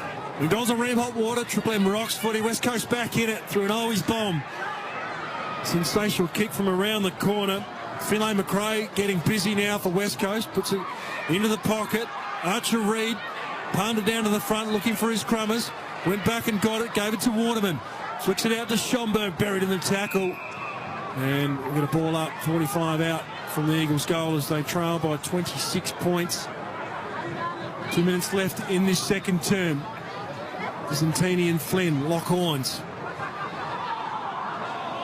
Immediately set upon will get a ball up. Tried to take on a few players and couldn't get the clearance. Where wrapped up McCarthy, who's having a good game. Auditioning for that midfield spot in the West Coast lineup with Tim Kelly out of the side.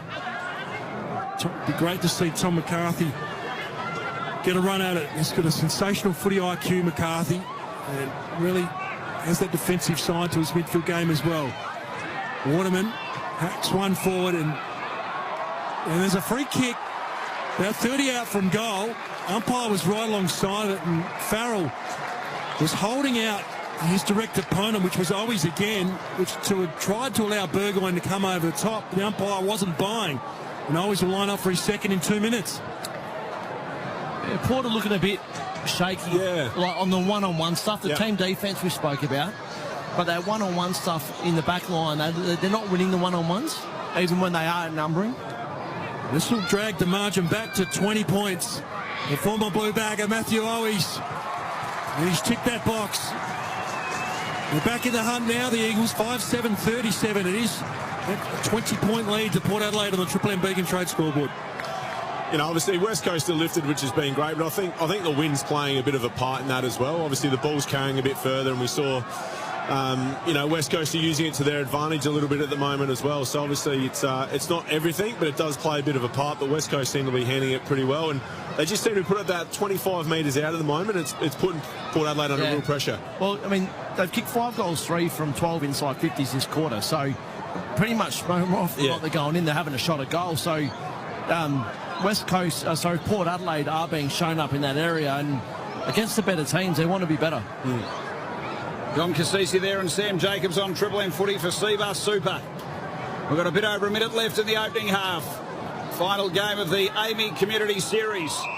Wrapped up tackle, and at the base of that, McCarthy for McDonald's and Ream Hot Water Triple M Rocks footy. Season proper gets underway Thursday night. Round 0, Sydney and Carlton. Ball spills out, Butters again. Get himself another Reds Ed lending stat. Lovely mark by Lord. Really strong lead up. And, lucky not to give away a 50 there running across the mark. It looked like Robertson. Georgiades came steaming out. He cleaned up a couple. Here's a left foot ball going from Berry. It's high. It's swinging back. Not enough. Lovely mark taken by Cole on the last line of defence. Up to 22 Reds Eds now. Yader for Butters. It's very durable. Tom Cole as well getting back. There was a nice mark on the goal line. As we close in on half-time, is there a chance for one more? Portal reload and send it back in. Horn Francis with a spoil. Darcy Byrne-Jones with a crumb around the corner, but across the face of goal, won't score. And just seeing it over that boundary, Hamish Davis, who's had an outstanding game so far. 6 disposals in this second term. 20-point lead to Port Adelaide. Getting a look on the Harvey Norman replay. Massive hang and coming down hard. Always balls to the front of the front of the boundary, throwing it. A siren sounds. Half-time at Mineral Resources Park sees Port Adelaide leading by 20 points. Yeah, 9-3-57 the power. The Eagles are 5-7-37. A 20-point lead to Port Adelaide. Around the grounds for Choice Hotels earlier today, it was North Melbourne by 1 point over Collingwood at Mars Stadium, Ballarat. 90 to the Pies, 89. Half-time, Mineral Resources Park, Port by 20. Back with Don Cassisi and Sam Jacobs for McDonald's and Ream Hot Water. Triple M Rocks footy. that quarter for Beacon Trade. Backing tradies with all the lighting, fans, switches and electrical for the job. Beacon Trade. Let's make light work. For Ream Hot Water, Triple M rocks footy. built tough for Aussie conditions. When it comes to water heating, ask your plumber to install a Ream. Triple M presents Jim Jeffries. Hi, I'm Jim Jeffries. I'm coming back for a massive national tour this July and August. We're going everywhere from Sydney and Darwin and tons of places in between. Bringing his world tour to John Cain Arena July 17. Get these tickets quick. They will sell out, I hope. Tickets are on sale now. I can't wait to get home and perform for my Aussie fans. Details at teglive.com.au. Keep it right here on Triple M. Triple M. Curious about how a business loan from On Deck can assist your small business? Meet Katrina, a proud cafe owner who needed a helping hand. I needed $20,000 fast to help manage my cash flow issues and stay in the green with my suppliers. On Deck swooped in, and in just 3 hours, I had what I needed to keep my business moving. Visit ondeck.com.au today and see how we can help build your small business dreams. T's and C's apply. All loans are subject to lender approval. G'day, Brownie here. Because every game of every AFL round is live on KO Sports in 4K, I need to look my best. Ah, beautiful. Footy in 4K. Don't miss a thing with KO Sports. This week at Harvey Norman, clean up with big savings for the laundry at our washer and dryer clear out. Front load washers from under $449. Big brand dryers from just $392. Plus heaps more in store. For the kitchen, race in for hot deals on selected big brand cooking appliances plus 10% in bonus gift cards when you spend over $299. Or upgrade the fridge with LG French doors going out the door from just $1,788. There's more in store at Harvey Norman, Melbourne's kitchen and laundry appliance specialist. Conditions apply.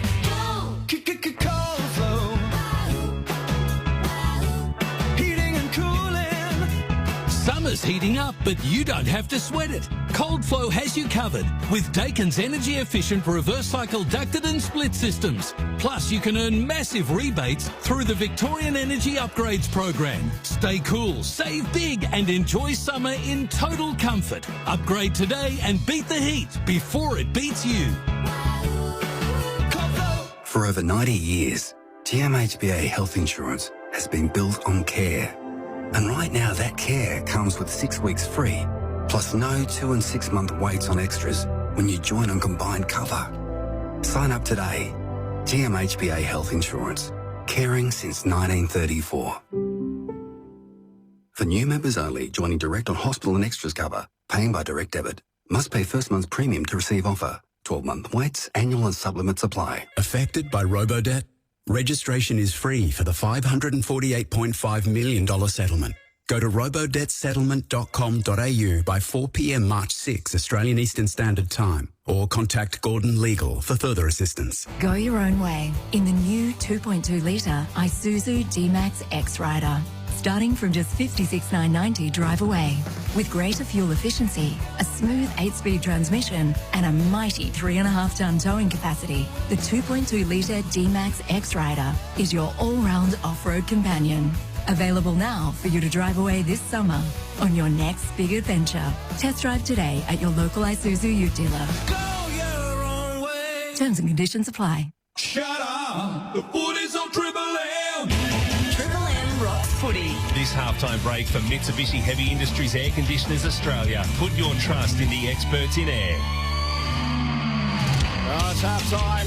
The final game of the AAMI Community Series. Port Adelaide against the Eagles. Mineral Resources Park in the West, and it's Port Adelaide out by 20 points. 9-3-57. West Coast to 5-7-37. That's the Triple M footy half-time for Mitsubishi Heavy Industries. Mitsubishi Heavy Industries Air Conditioners Australia. Put your trust in the experts in air. We've got Sam Jacobs, Dom Cassisi, Brett Biglands. Head to Tommy Atkinson shortly for Bob Jane T-Marts. But Dom and Sam, the opening half of footy. What did you make of it?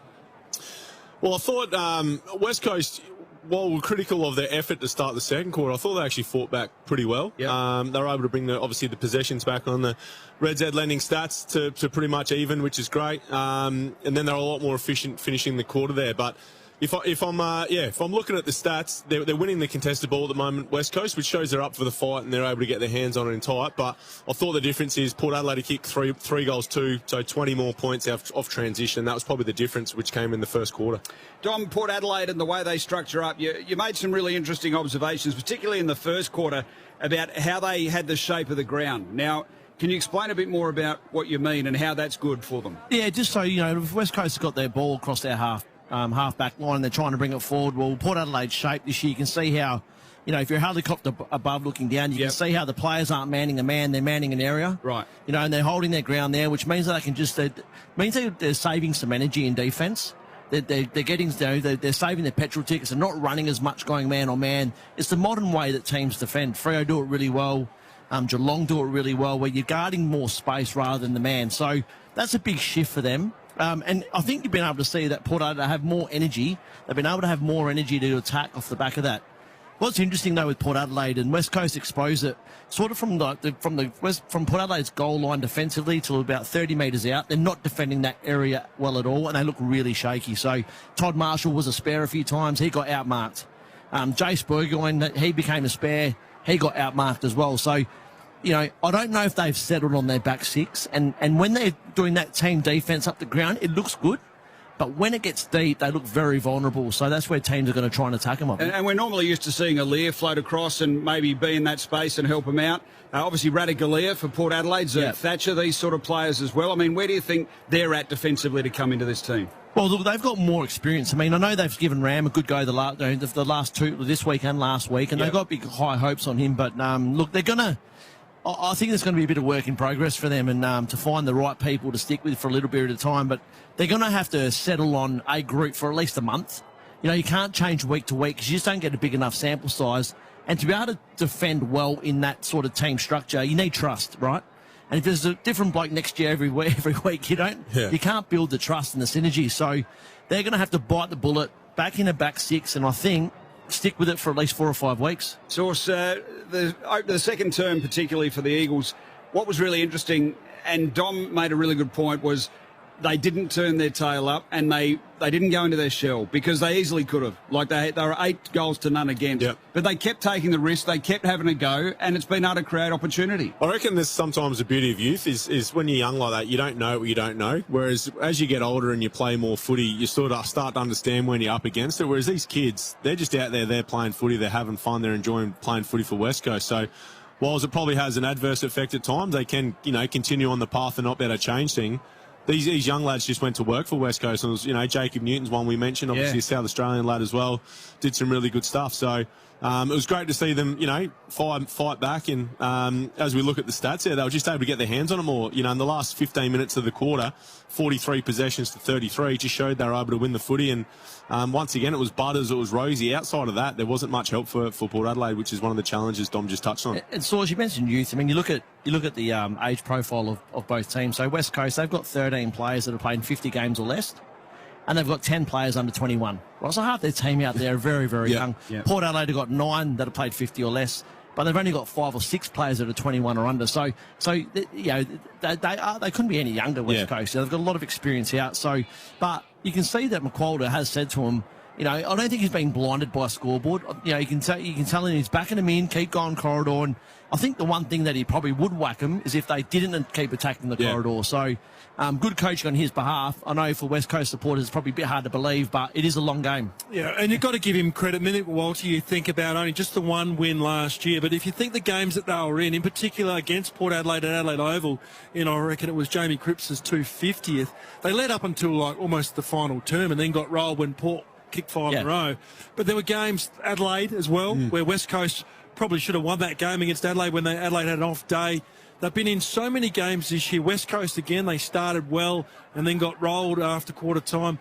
They just need to get, if they can continue to extend those quarters, the second, you know, in front for 1 quarter, in front for 2 quarters, and then all of a sudden that belief after they've won a game and won a second and won a third, they can really just build on that. And that's the sample sizes that Minnie's getting and must give him hope.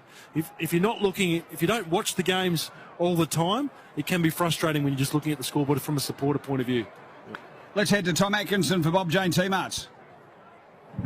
Yes, an update on Harry Edwards, who we saw. He went off with concussion in that second quarter. He's gone downstairs. He's been ruled out for the rest of the game. And I mentioned before we started, they were only rocking with 5 on the bench, and Luca Grego played a bit of waffle. He's been called up. We saw him in the second term. He had a high fly there and sort of landed awkwardly. So Luca Grego's into the game, and I don't think we'll see any more of Harry Edwards. And besides that, it's pretty nice to be up amongst the people, a bit of a people's crowd. I just noticed the can bar just down from where you are.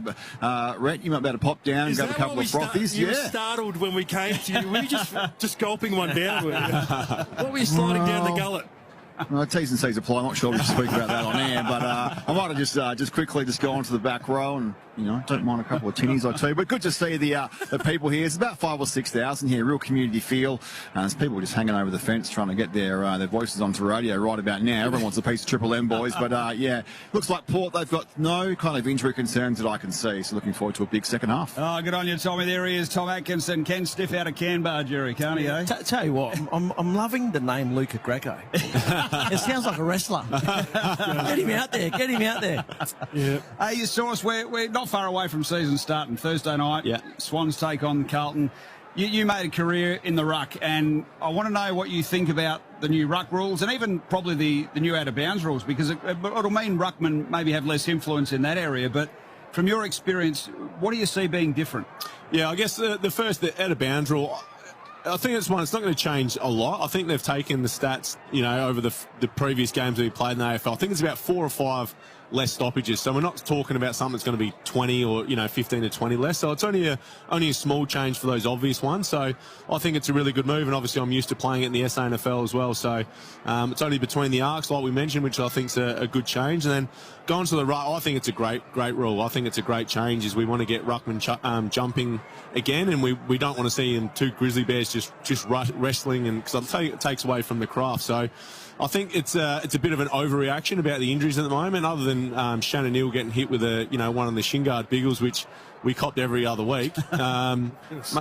Maybe keep the key forwards out of there and leave it to the big boys. But, I think it's a bit of an overreaction right now. I think it looks a lot better. It's great to see Vizentini and Flinney jumping at the ball. Yep, there's going to be, a little bit of teething stuff to sort of work through in terms of free kicks. But overall, I think it's a great rule. The other benefit for it, the umpires don't have time to, even though they're throwing it up now rather than bouncing it, to throw it up and then look for an infringement. There's less infringements with guys going at the ball. They don't have to worry about them grappling, wrestling too high. That cleans it up, takes away I think the questionable ones where the supporter goes, what's that for, in the ruck? Because the umpire can throw it up, let the boys jump at it as hard as they can, and if, of course, there's some collision injuries along the way, it's not going to be to the point where, when the rule changed going back in the dinosaur era when I played, when Adam Goods had a PCL and they jumped at shadows and changed the whole centre bounce rule, I don't think we're going to see that again. It's purely timing and ability to get at the footy. This is the Triple M footy half-time for Mitsubishi Heavy Industries. Mitsubishi Heavy Industries Air Conditioners Australia. Put your trust in the experts in air. Our AAMI Clanger. Port Adelaide lead this, by the way, by 20 points over West Coast. Half-time, Mineral Resources Park. When the lucky country isn't so lucky, it's lucky you're with AAMI. Here's our clanger in the opening half. So Dersma, the number 1 pick, comes in. Kick on the way, oh boy. Off the side of the boot, he's missed everything. Out of bounds on the full, so no addition to the score. They lead it by 39, Port, on the Triple M Beacon Trade scoreboard. Second term, nearly 15 gone. A little more on Josh Lindsay, Sauce, and a big rap for him. When you see him up close, he's a massive clone of Tom Rockcliffe. The Port Adelaide is that a good thing? I don't think it's the worst thing you could ever imagine. I feel he's Triple M's very own, but you do not want to look like Tom Rockcliffe. And Josh Lindsay, he's a dead set twin. Unlucky. You can't pick who you look like. Like Dom Cassis is born with a massive schnoz, but the rest of us, you don't really get the gift of being as good looking as myself and Sauce. The Patrick Swayze look-alike, the old Red Biglands. Choice Hotels around the grounds. Choice Hotels get you more for your money, so you can check into more, get the lowest price guaranteed when you book direct at choicehotels.com. The Kangaroos home by a point over Collingwood earlier today at Mars Stadium, Ballarat. It's half-time, Mineral Resources Park, Port by 20 over the Eagles. For McDonald's and Remont Water, Triple M rocks footy. That halftime break for Mitsubishi Heavy Industries Air Conditioners Australia. Put your trust in the experts in air. For Ream Hot Water, Triple M rocks footy. built tough for Aussie conditions. When it comes to water heating, ask your plumber to install a Ream. Hot water not great? For the very best in hot water, install a Ream. With over 80 years of manufacturing in Australia, Ream has been building Aussie tough water heaters for Aussie conditions. Ream has a comprehensive selection of storage, continuous flow, solar and heat pump high efficiency options, plus warranties of up to 12 years on the most advanced Ream water heaters. Ask for Australia's favourite brand that comes on steady, hot and strong. Ask your plumber to install a Ream. Melbourne, start your day with Mick in the morning. Mid-strength VB. I just think if they're doing a mid-strength beer, then they need to refresh the VB8, which is iconic. Oh, yeah. You're pruning the roses or removing some grout. It's Tuesday night and you're putting the bins out. A half-assed thirst deserves a half-strength beer. The best half-strength beer is Vic. Start your day with Mick in the morning with Roo, Titus and Rosie. Weekdays from 6 on Melbourne's Triple M. Heading away, see Rapid Tune for all your automotive needs. Rapid Tune will keep you moving.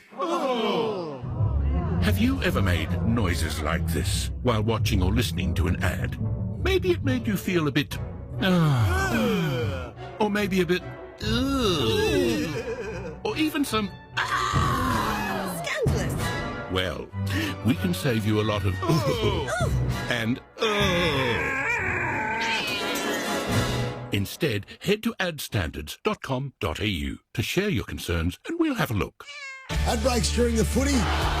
Give that a miss. And get every game of every round of the 2026 AFL season live and on demand in 4K with no ad breaks during play. Don't miss a thing with KO Sports. This week at Harvey Norman, clean up with big savings for the laundry at our washer and dryer clear-out. Front-load washers from under $449. Big brand dryers from just $392. Plus heaps more in store. For the kitchen, race in for hot deals on selected big brand cooking appliances plus 10% in bonus gift cards when you spend over $299. Or upgrade the fridge with LG French doors going out the door from just $1,788. There's more in store at Harvey Norman, Melbourne's kitchen and laundry appliance specialist. Conditions apply. Qantas Economy Plus has arrived. It's economy plus extra legroom, plus priority boarding, plus priority access to overhead lockers to equal a more comfortable journey. Find out more at Qantas.com. T's and C's apply. Iron Maiden celebrate 50 legendary years with the Run for Your Lives World Tour.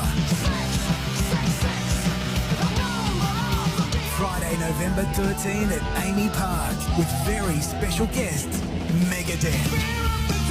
Playing their career-defining hits. Don't miss Iron Maiden Live. Telstra Plus member pre-sale starts 11 a.m. this Wednesday. Go to telstra.com/tickets. Up your game in this footy season with Supercoach and make every round mean more. Chase the $50,000 major prize, dominate the all-new Supercoach Cup and claim the glory. Play Supercoach for free today. T's and C's apply. New South Wales TP/01005.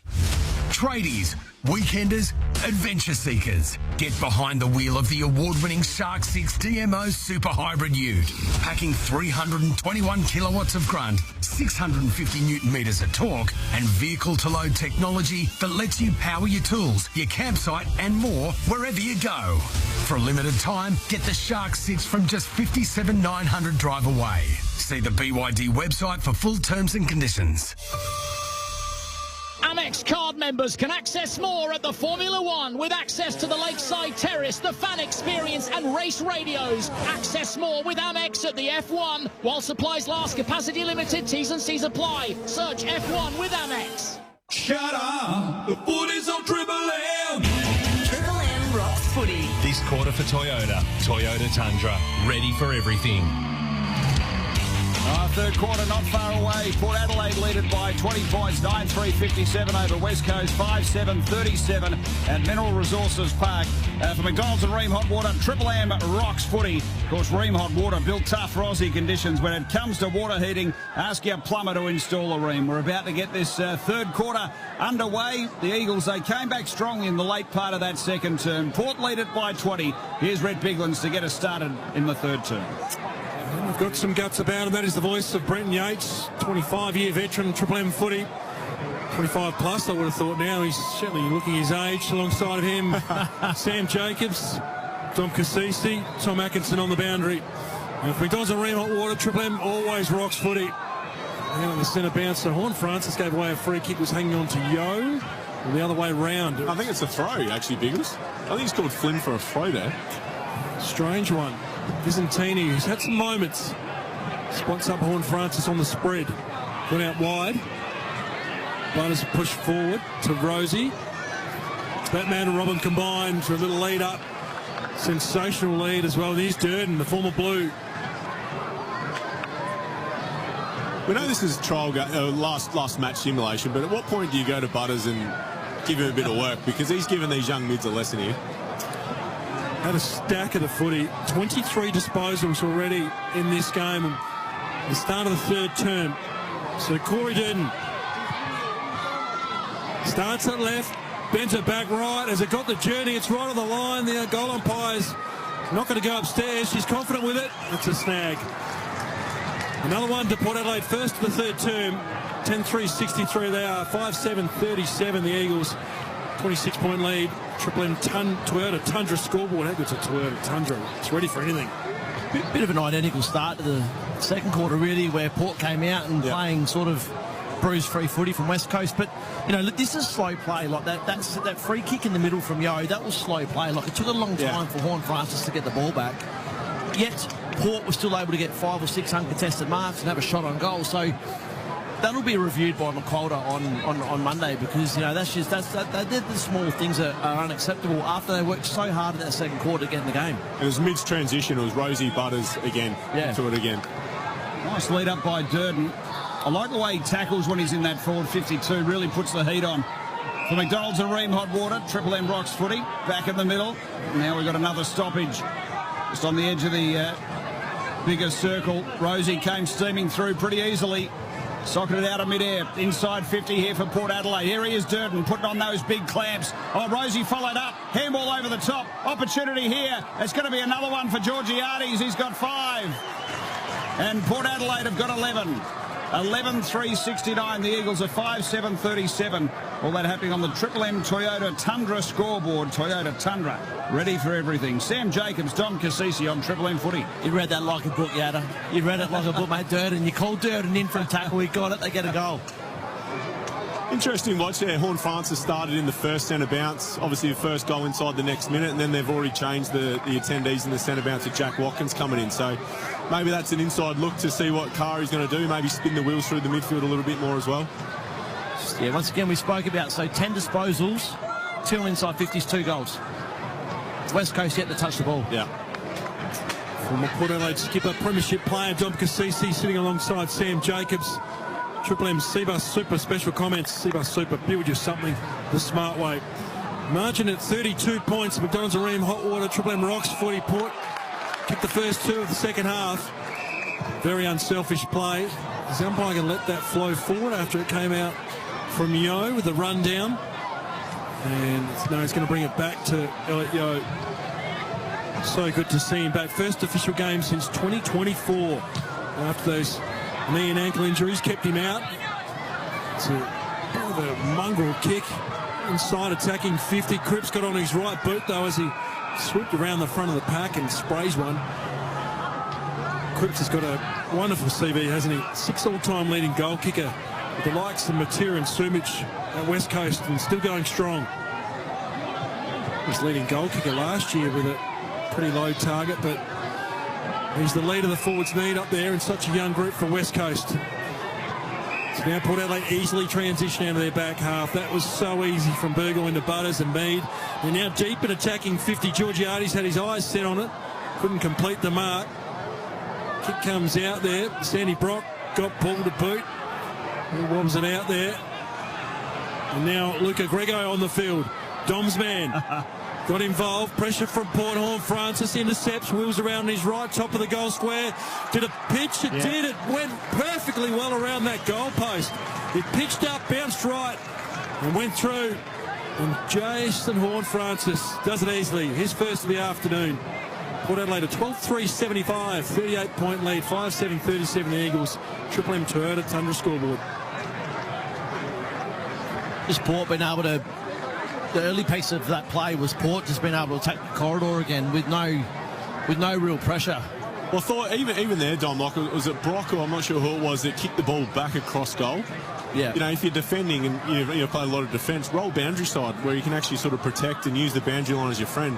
If you're going to switch the ball back into the corridor across goal, you're just going to open yourself up for that. Sam Jacobs with Dom Cassisi tonight on the Triple M C-Bus Super Special comments. A look at Josh Carr, boundary side, new coach of Port Adelaide on the Triple M Harvey Norman replay. 75-37, Port lead it. And we're in the third term, played nearly 6 minutes. Rucks jump high. Visentini got the tap down. Drew got the clearing ball for Port Adelaide. Rosie's been busy, just couldn't get the handle on it there. Now, free kick going the way of Port Adelaide. Richards going to get the footy and deliver. They're really lowering the eyes here too, Port Adelaide. Top of the 50 now. Rosie goes longer. It's going to float to the back. Georgiades, oh, he lost sight of it. He lost sight of it, just clunked him. Then it bobbled around. McRae got it to Marek, who gets it out of there for the Eagles for the moment. Skips over the top.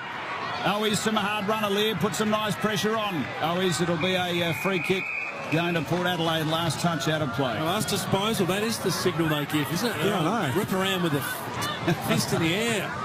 Like you got a whirly bird. It's a great signal.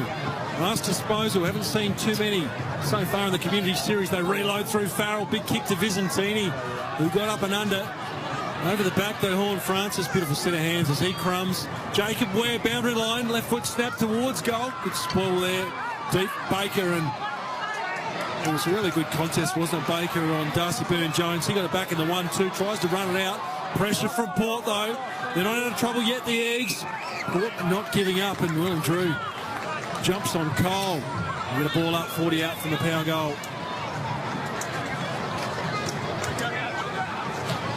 So Visentini couldn't get arms up. Nice bit of work there, Tom McCarthy. Another clearance to him. Whitlock and Marshall slips one out wide now. Farrell. Left foot goes over the top. He tried to weight it to the back. The wind got caught of it a bit. Byrne-Jones keeps it in play somehow. Missed the handball to Georgiades. It just collapsed. Now handball from Lindsay to Baker for the Eagles. So they're out of harm's way for the moment. Harley Reid out of sight at half-back. Just a planted foot from McRae. Looked like a bit of hyperextension in the end. He gets up and he looks to be moving all right, but didn't look great initially on the Harvey Norman replay. Everyone looks a bit nervous around him, didn't they? Yeah, Harvey Norman loves the footy. Kick off the season with super savings on TVs and sound bars. Get set to catch all the action at the Harvey Norman. You can get in store and online now. Sometimes the ones which look the worst, though, going back to that hyperextension, McRae, are often okay. He's up and moving.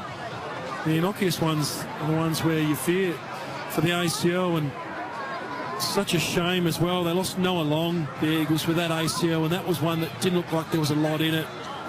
He's been through a lot, Noah Long, and to lose one in pre-season, it's really keep Minnie McWalter up at night.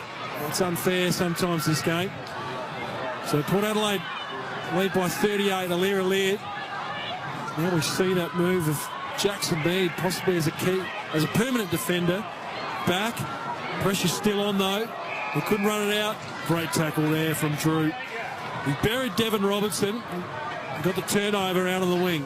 Farrell through the middle. Now 1-2.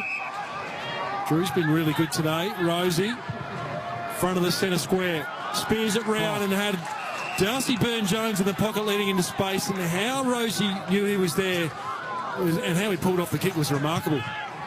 Yeah, it was, and great finish by Darcy Byrne-Jones there for a goal, but it's also like Port Adelaide have more space in the forward 50. If you think back to the Ken Hinkley style, and it worked well for him, but it was get the ball inside 50 long and high.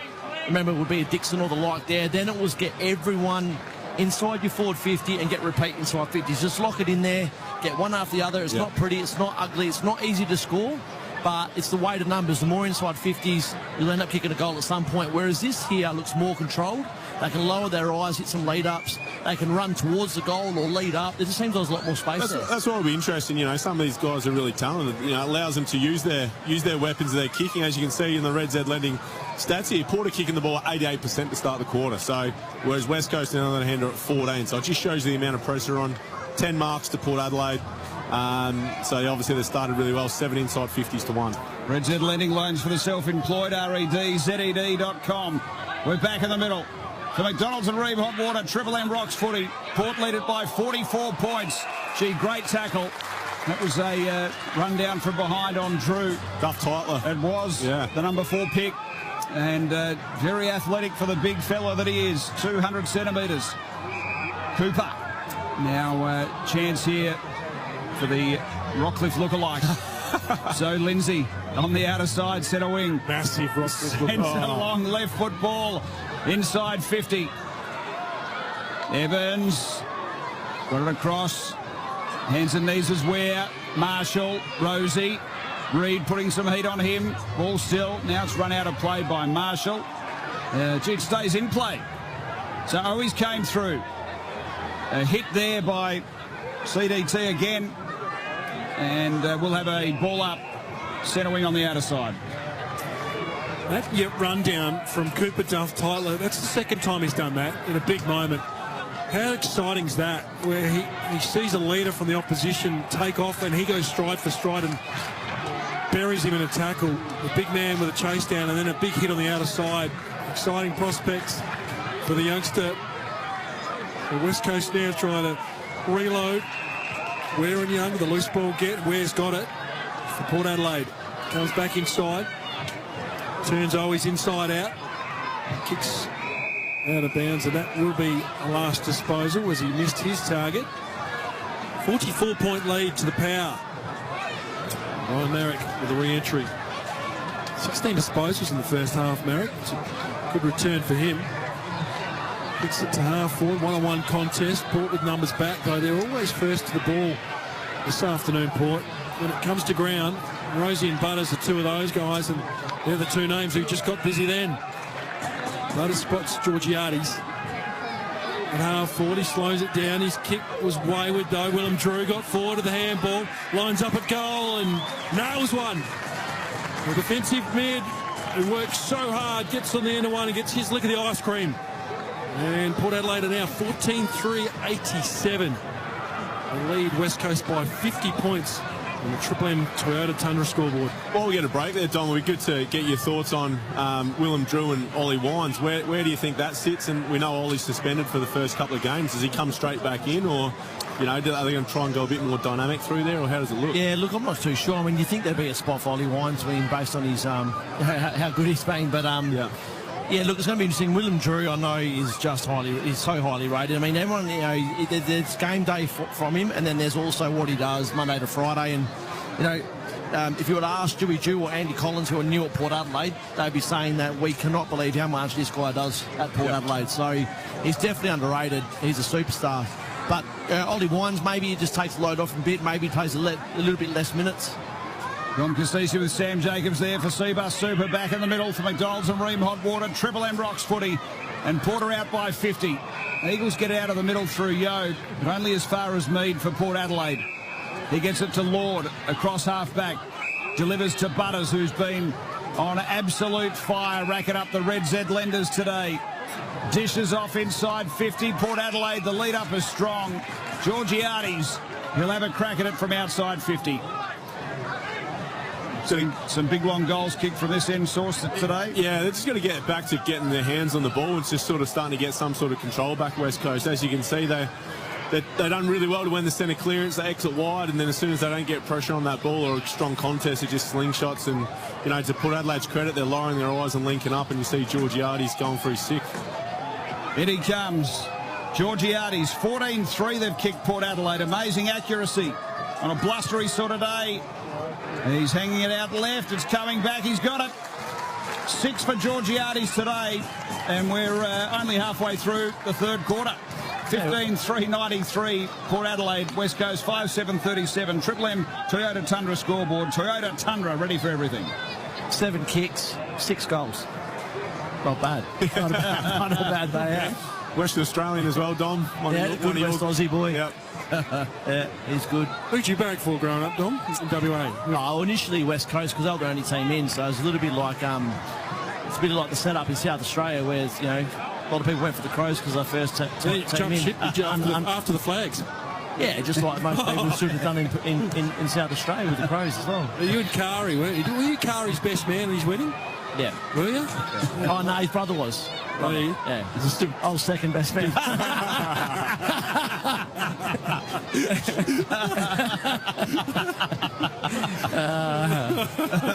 Very good. McDonald's and Ream Hot Water, Triple M Rocks footy. Rob Cassisi's going to give a rundown of his speech. Didn't even get a speech, actually. The brother got the speech. Dom just I would normally claim it, but... you just high-fived him on the way in. Anyway, back to the footy.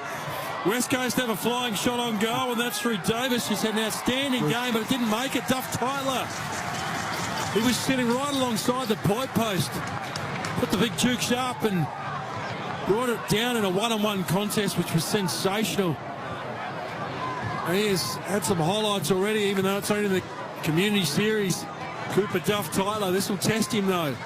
In front of the big Mineral Resources Park facility. Bends it around nicely. How good. And West Coast get their 6-7-43. Port Adelaide to 5-3-93. That's a 50-point lead. Let's go down and see Tom Atkinson for Bob Jane T-Marts. Yeah, so Duff Tyler already becoming a fan favourite, the number 4 draft pick. And one of their other draft picks from last year from their Next Generation Academy, Tyler Williams, he's just come down from the stands as well. Looks like we're going to get our first glimpse at the small forward very shortly. Good stuff there, Tommy. Bob Jane T-Marts, a great buy. 3 get 1 free, plus instant cash back deals. Call or shop online today. T's and C's apply. Again, it was another high ball that Port Adelaide, look a bit nervous under. You probably want Ram to sort of go toe-to-toe there with Duff Tyler. You saw Phil Thorpe last week sort of had his way with their key defender. So, yeah, once again, it's just a little watch. They are playing really well, but just a bit of a watch. Back in the middle. So, Dom, at Kari's wedding, you were on the big table, though, weren't you? I was on the big table. You were at the front. As they clear West Coast. Late call-up. Tersma, tap down. Ball spills. Opportunity here. Wrap-up attempt. Just missed there on Watkins. Port Adelaide, they go inside 50, but lovely front positioning from Tyler Young for West Coast. Gets it working out wide. McRae, back with a centre wing. Seems to have struck a nerve about not being the best man, didn't we? If I'd have claimed it, the Carr brothers would have knocked me out. That's why I just tread carefully. So here's Drew, back with a centre wing. 50 points is the lead for Port Adelaide over West Coast at Mineral Resources Park. Good attempted tackle there. That was great pressure by Horn Francis. It allowed the ball to stay in the area. Opportunity for Ewan McKinlay for Port Adelaide. Got it working on the left boot inside 50. Oh, great work getting back here. Willem Dersma, number 1 draft pick, and then he just hit it fat. No good at all. Turnover ball. Goal Port Adelaide. Richards another one. And they're out by 56 here, Port Adelaide. They're smacking the Eagles out. 16-3-99. West Coast 6-7-43 on the Triple M Toyota Tundra scoreboard. Yeah, Dersma, I think, he's had 13 disposals. He's only at 22% kick efficiency, so he's had a bit of a dirty day, hand to foot, but he'd just be getting used to the level. He hasn't played an AFL game yet, but, he's shown that he can get in the right spots. You can see he's good above head. He's got a lot of weapons that he can work with, but it's just a matter of just tightening up and getting a bit of composure. Yeah, it's a tricky one, isn't it? Because you obviously want him to be better than that, but at the same time, he's a young kid, and it's just great to see all his teammates get around him and give him some support for the young lad who, no doubt, he'll debut probably in a couple of weeks' time as well. So he's good size. We know we'll end up playing midfield full-time, but, for now, he's going to have to tidy up some of that footwork. Sam Jacobs, Tom Cassisi, Triple M Seabus, super special comments. It was a really good intercepting mark. You hate to see the kick not coming off, but from Donald Ram Hot Water, Triple M Rocks footy, Butters flying through the middle. Gives out to Rosie, so Josh Carr not putting his weapons away just yet, letting them fly at that centre bounce. They get inside attacking 50, bounding out though. Defensively, Sandy Brock takes them on. Gets them link up and run. Some nice support from McRae and Yo. Now on the wing. Shanahan had a look out. And it's Brock who's run on again. Forward of the footy, just finds him. Finlay McRae wobbles one inside, and there's Alira who takes a one-hander. So they do everything right with speed, and it's just that last little ball that will hold the phone for a minute. There's a turnover. A shot on goal is going to come from Josh Lindsay, that man we spoke of. The Tom Rockcliffe look-alike. Gets his first snag of the afternoon. 8 minutes 30 left in the third term. And Josh Lindsay steps up and nails one. Great goal. Turnover ball. Margin sits at 50 points to Port Adelaide on the Triple M Toyota Tundra scoreboard. Unfortunately, Aaliyah did everything right there, but he kicked the ball, and who was it? Jack Watkins ran into the umpire here, so ball gets turned over, and Josh Lindsay makes him pay the ultimate price. That was set up by Brock, wasn't it, for the Eagles? He got it at half-back, ran all the way down, got it again at half-forward. Great work rate. He's had a pretty good day, I think, Brock. I thought he's competed pretty well. He started the game, obviously been under pressure quite a lot back there, but he's continued to try. Hey, Dom, and when Port Adelaide set up with what you're talking about, the way they shape the ground, does that mean that we're going to see Aaliyah play differently? So is he going to be able to have an ability to zone off and be able to take intercept marks, or is he going to have to stay and start guarding ground? Well, I think it just depends on what part of the ground it is. You know, I think if the ball's a fair way up the ground, then he's going to have to come up and be involved. And then, you know, if they can slow the play down, if their team defence slows it down, that then allows him to come off and do that intercept mark. So that's the thing. There's so many variables to that team defence style. It just takes time working it out together and playing years and years of footy. For McDonald's and Ream Hot Water, Triple M Rocks footy, and Port Adelaide, through a couple of possessions, have found Horn Francis inside 50. And he'll go back from a tight angle. But that's why you need a few guys like Aaliyah. So if Aaliyah is stuck in a position he can't do that, if you've got others that can, then they can all give each other a bit of a chop out. Like, you know, you look at Freo, they've got a few options. It's Pearce, or it's Ryan, or, you know, then Geelong are the same. Yeah. You know, they've got Tom Stewart. If it's not him, it's someone else. So in he comes, Horn Francis. Pretty tight angle. He tried to get the wind to shape it back left to right, but it's across the face and a minor score. Port Adelaide, they lead at 16-4-100, and Eagles 7-7-49. Triple M Toyota Tundra scoreboard, 22 gone third term. Port raised the bat, they've cracked the ton, and we've got 7.5 minutes left in this third term. So Darcy Byrne-Jones on screen then, nicknamed Hank. See, for dual personalities, for those with the Me, Myself and Irene reference. Great movie. Got a couple of one-liners I'll rip out of that later on. Dom, what's your favourite one-liner out of movies? Mate, I'm not going to go there, because I'll leave that with you, mate. I'll leave that for you. Jim Carrey, one of his best. He's got a split personality, they think, Hank. Oh, Darcy Byrne-Jones, so nice off the field, and then white line fever on. That's all it is. Biggles, nothing off-field nightlife or anything like that, is it? I don't know. No, I'd love to know. I don't know him that well. I don't really know him at all. But it's a great nickname, old Hank. Pretty quiet. We have a couple of tins he comes out of his shell a little bit. Old Hank comes out. I've got so many lines, I can't rip them out. Anyway, there's a free kick in the ruck against Flynn, who got Vicentini high, was out in front of goal from that throw-in. Vicentini just leant on it. He's had a pretty good afternoon up against a bigger body in Flynn, and he gets Port's 17th goal of the afternoon. 7-4-106, sensational accuracy. 7-7-49. You'd expect nothing else but the ruckman to go back and knock that one through, Biggles, but shove, wasn't it? Pretty soft. You reckon there's much there? I think he touched wood, but I think Vicentini, I think he showed enough, and you know, obviously he's competing against Jordan Sweet over the summer. There hasn't been too much in it, but you'd think he now gets his opportunity ahead of round one in a couple of weeks. So another good young key position player Port Adelaide's developing. Look at Port Adelaide's score sources. They've now kicked 11 goals, 2 from turnover, so their pressure has been the hallmark of their game today. Now Triple M Red Z lending stats. They lead it by 57 the power. Look at Newton there. He's got that ice around the ankle for the Eagles. For McDonald's and Ream Hot Water, Triple M Rocks footy. Out of the middle, Port Adelaide again. And he's been very lively, Richards. Delivered for Lord. Have a look at the sweeping run from Berry. Dish the handball, Georgiades. Byrne-Jones goal. They're out by over 10 goals, the power. 63 points the margin on the Triple M Toyota Tundra scoreboard. 18-4, 112. We've got the Eagles, 7-7-49, and really lacklustre at the moment, the boys from the West. Dom Cassisi and Sam Jacobs on Triple M footy. He's got to love out. I mean, Joe Richards again, that ground ball, just so clean. It's been 2 or 3 times today. And then he just gets it forward. You can see there the fleet pack sort of, you know, the smalls just get to work and bolt towards goal.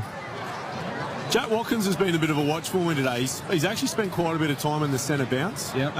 So that's obviously a different dynamic and allows Horn Francis to be able to go forward. So once again, you always look for little snippets of this through the pre-season to see if they're going to roll it out in season. But he's been with the Magpies, like you said. Biggles, best and fairest winner there, but he's getting his opportunity. 13 disposals, Triple M Red Z leading stats. Getting a look at it, and you're right, he's come through the rookie draft. Of course, he's Zach Butters' best mate, so good to see him getting an opportunity. Probably lifting Butters. They probably enjoy playing together. But from Goals and Red Hot Water, Triple M rocks footy. Loose ball on the outer side, Yo and Harley Reid link up through hands, and the ball on the outer side. Terrific tackling pressure again from Port Adelaide. Kane Farrell this time. Averaged 20 disposals last year, Kane Farrell. He gave it to Rosie inboard. It went to the teeth of the goals. Gets over the back from Hansley. Couldn't quite bring it down. The kick had a little bit too much on it from Rosie. And it's just a minus score. Just before they kick that in, Devon Robertson's played 50 AFL games. I think we're going to expect more from him in that situation. Like, he's just immersed himself in the pressure and just turned the ball over. They're the guys that need more. Especially when you're looking for a second crack after coming across from Brisbane. Every kick you want to obviously hit the target with, and he's experienced, you're right. Yeah, he's been okay through some contests, but he was like a deer in the headlights there, Sauce. No doubt. He really drew the pressure and ended up going the other way as they work it up to half forward, the Eagles. Contest up here. Here he is working hard. Cooper Duff Titler. Now Waterman. Duff Titler did beautifully there. Waterman to Cripps. Tried to bite off a bit too much. And he's missed it through for a minor. 18-5, 113 Port. 7-8-50 West Coast on the Triple M Toyota Tundra scoreboard. Toyota Tundra ready for everything. Well, Duff Titler's going to be a player. He moves well. He's got good game sense. Yep. He's clean with his hands. Just 18 years of age. Him and Willen Dersma out there today is two 18-year-olds. Then they've got a handful of 19-year-olds, the Eagles.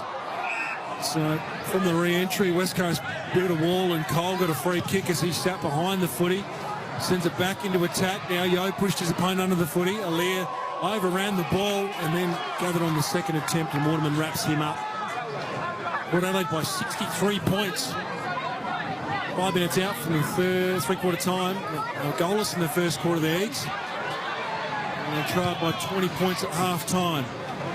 Port Adelaide really put their foot down in this third term. Cole gives it back to Luca Grego. And Marriage switches it up. They go back to the outer side.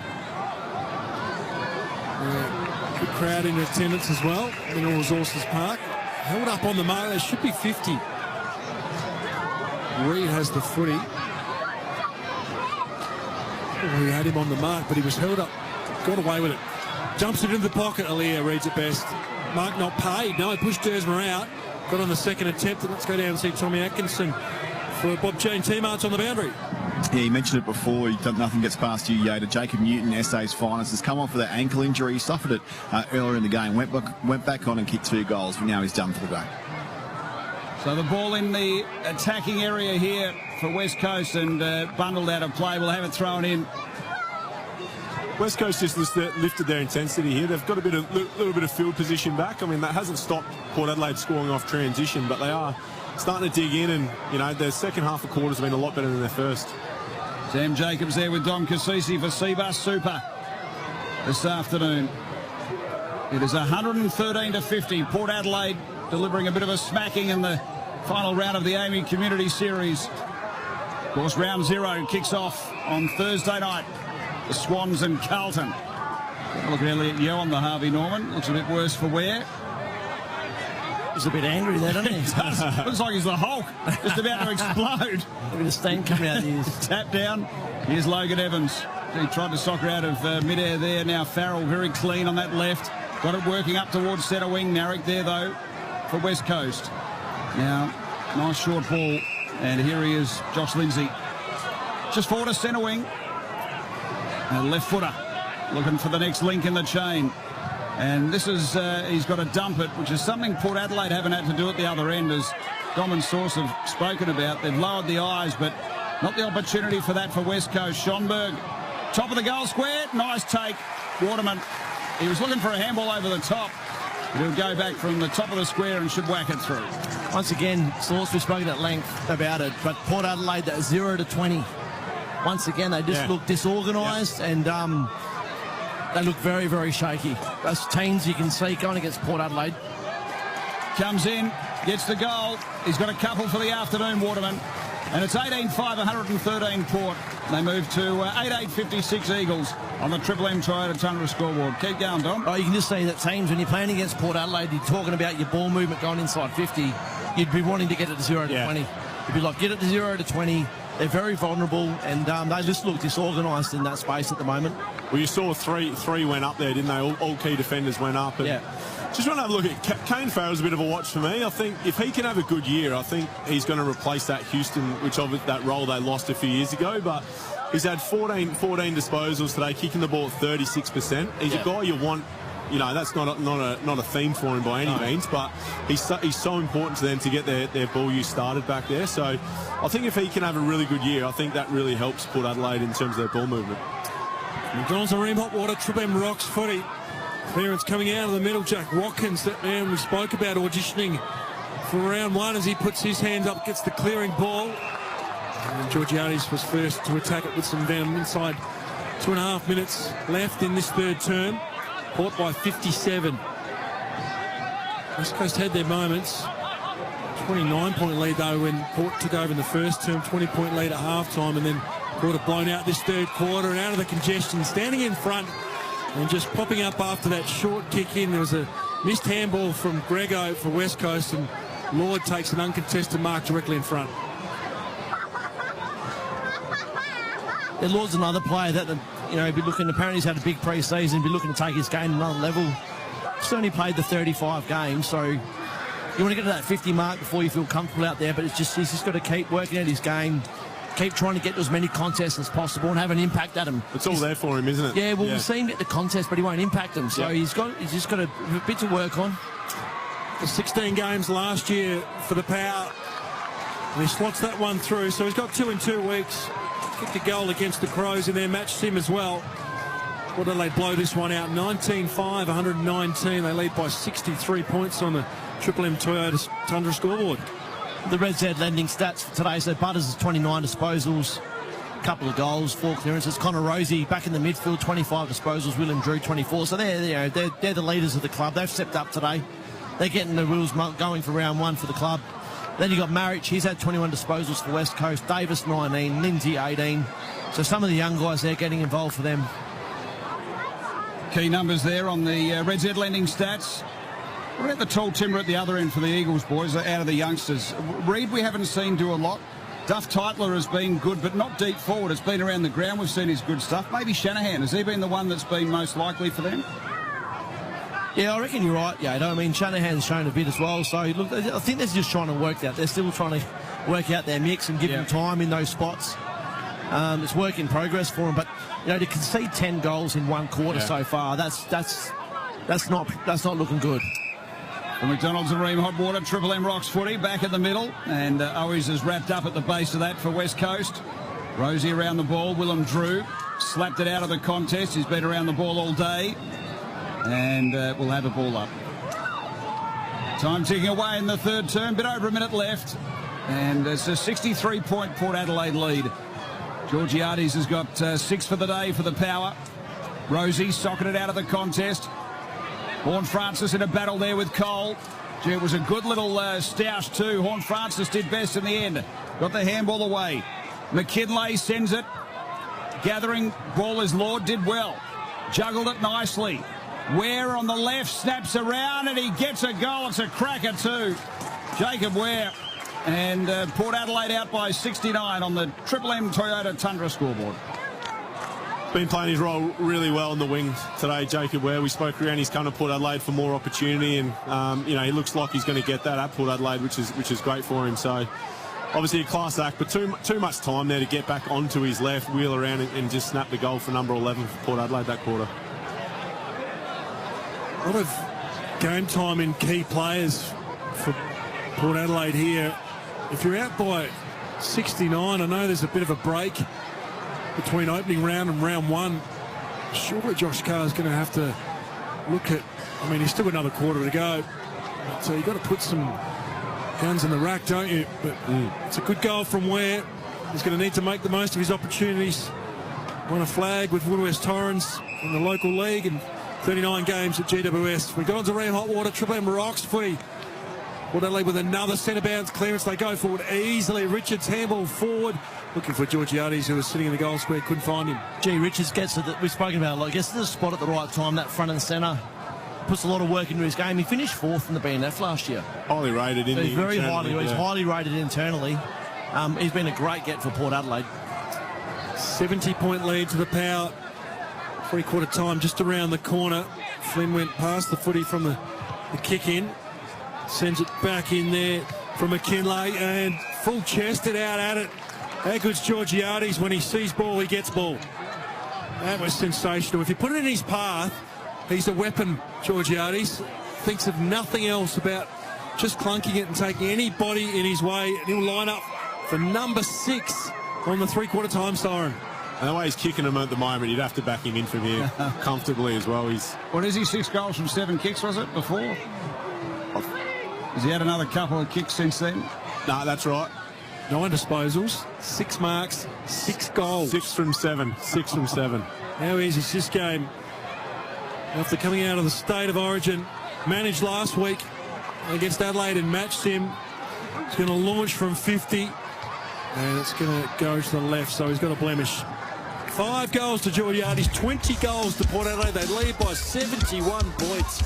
Big lead at 3/4 time. Josh Carr on the boundary on the Harvey Norman. Around the grounds for Choice Hotels earlier today, the Kangaroos, they beat Collingwood by a point at Mars Stadium, Ballarat. They are actually Port Adelaide's first opponent of the year in round 1, North Melbourne. West Coast will be taking on the Gold Coast at People's First Stadium in round 1. And of course, round 0, the footy gets underway Thursday night. The Swans and Carlton.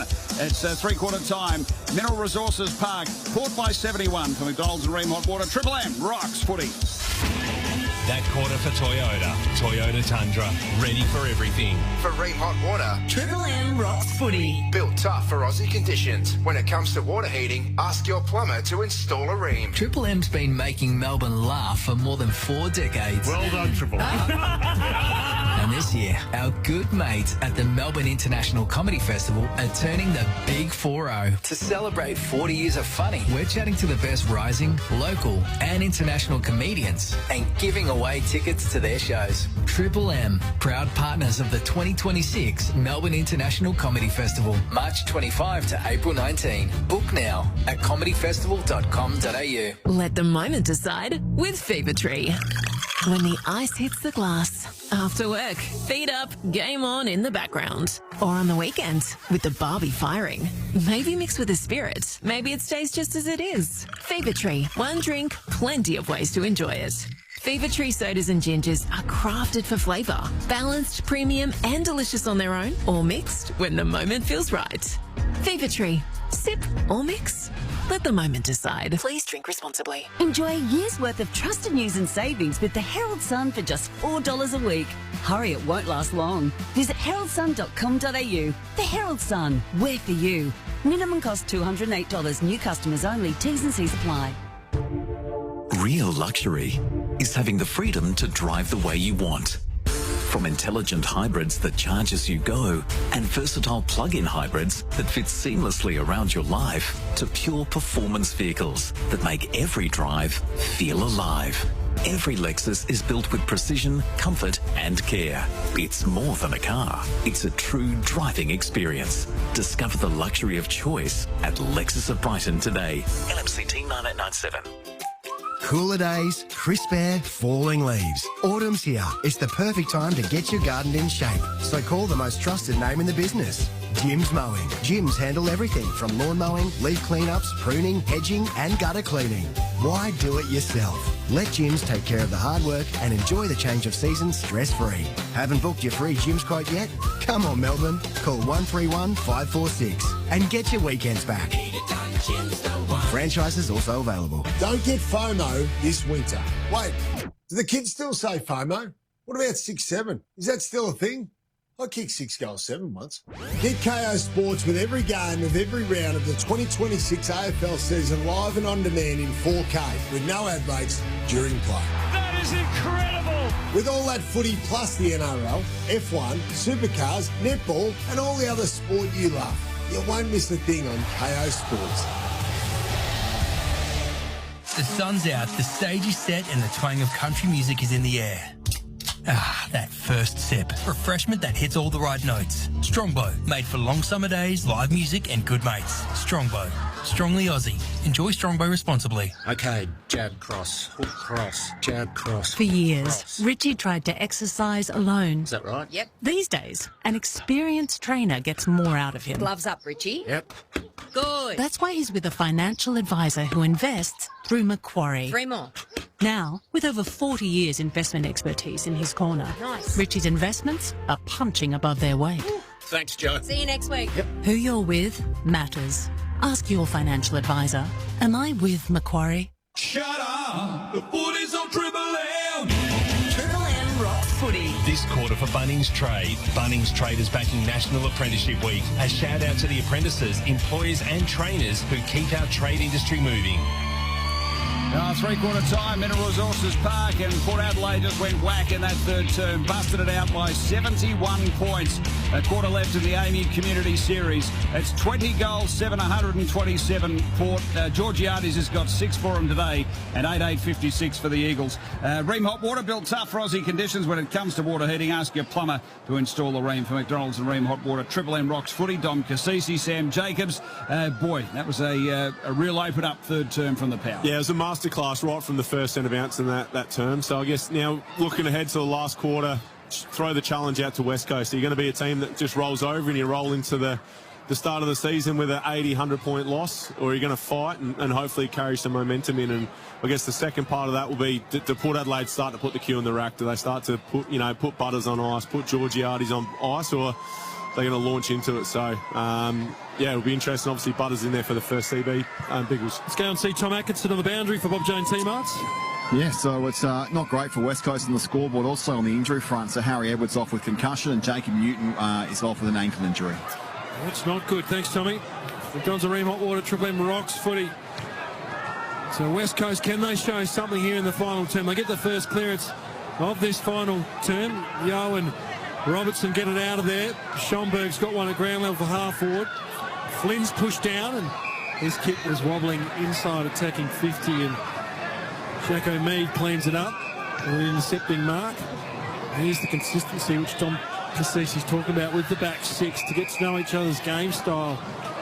And Logan Evans, and if Jacko Mead slots down there, they're going to need to know when to go to each other and how to run out of there. And they get some good support for their mids, of course. Port Adelaide have been controlling in the back half today.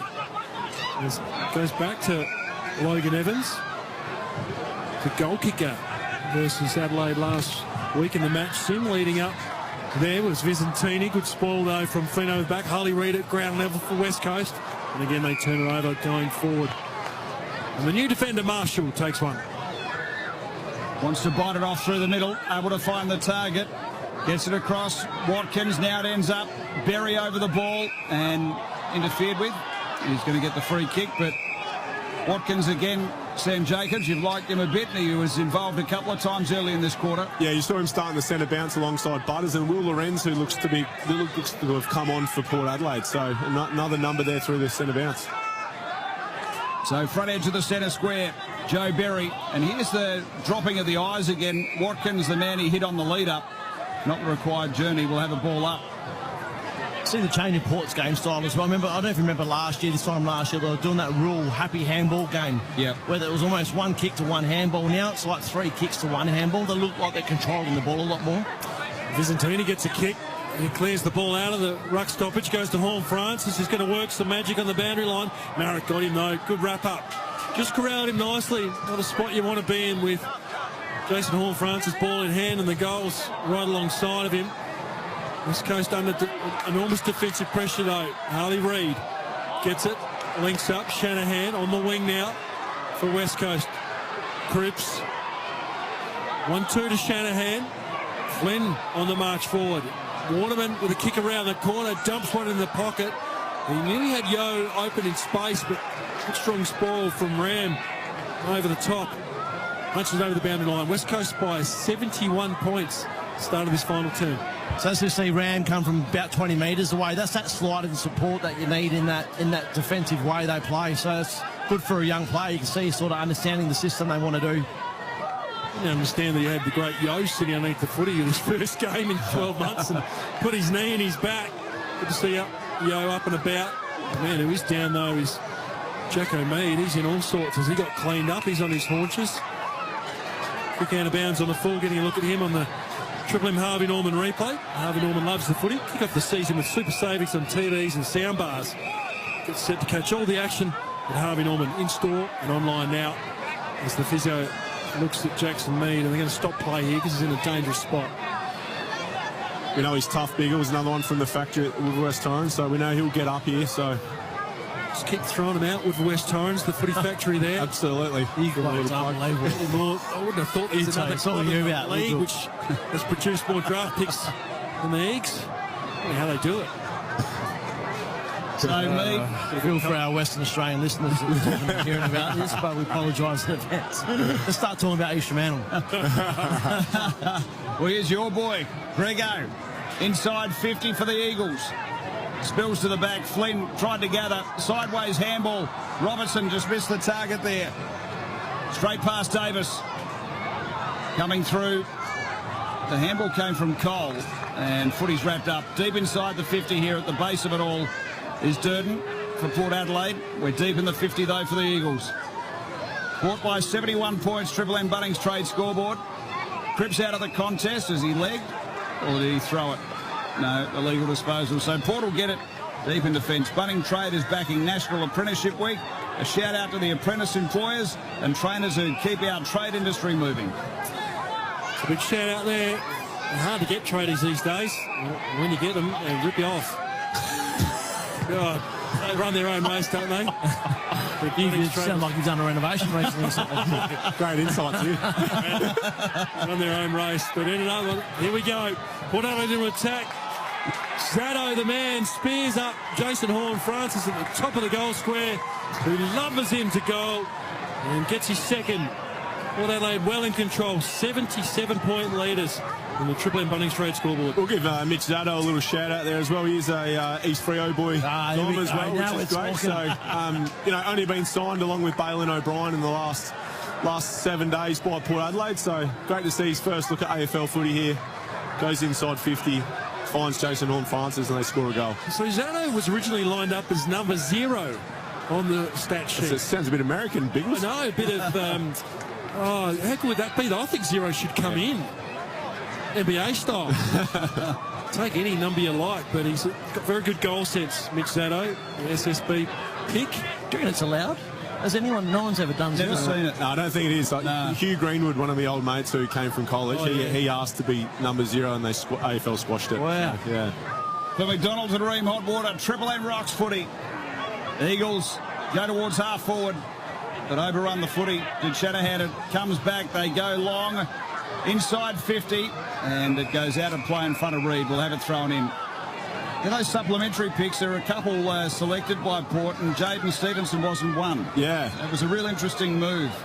He's missed out, unfortunately, but you see Harry Ram out here, Ewan McKinlay. Yep. There's a lot of guys out here. Obviously McCarthy as well. It's been quite a success. So free kick off the contest is going to Evans for Port Adelaide for some high contact. Then he backed himself back deliberately into Robertson, who took a tumble. So Port deep in their defensive 50. Who's the most famous number 0 in the NBA? Lillard. Westbrook? Damian Lillard. What about Tatum? Jason Tatum. Got to have 0 in AFL. How good would that be? 0 to hero if you kick the winner. Brent Yates comment for sure. Yeah. 77-point lead to Port Adelaide. Final term action, so getting that clearing kick is the number 1. Willem Drewsbury, number 1 pick, number 1 on his back. To half forward, Shanahan came out, dropped it. Probably had no one else around him as well. Shanahan would have loved to have his time again. Short kick out, and that really wasn't a hit on Jacob Ware, was it? It was just a spoiling contest. Umpires paid a free kick. against Shanahan. I wouldn't have thought there's much in it. Where steady's not 15, play on.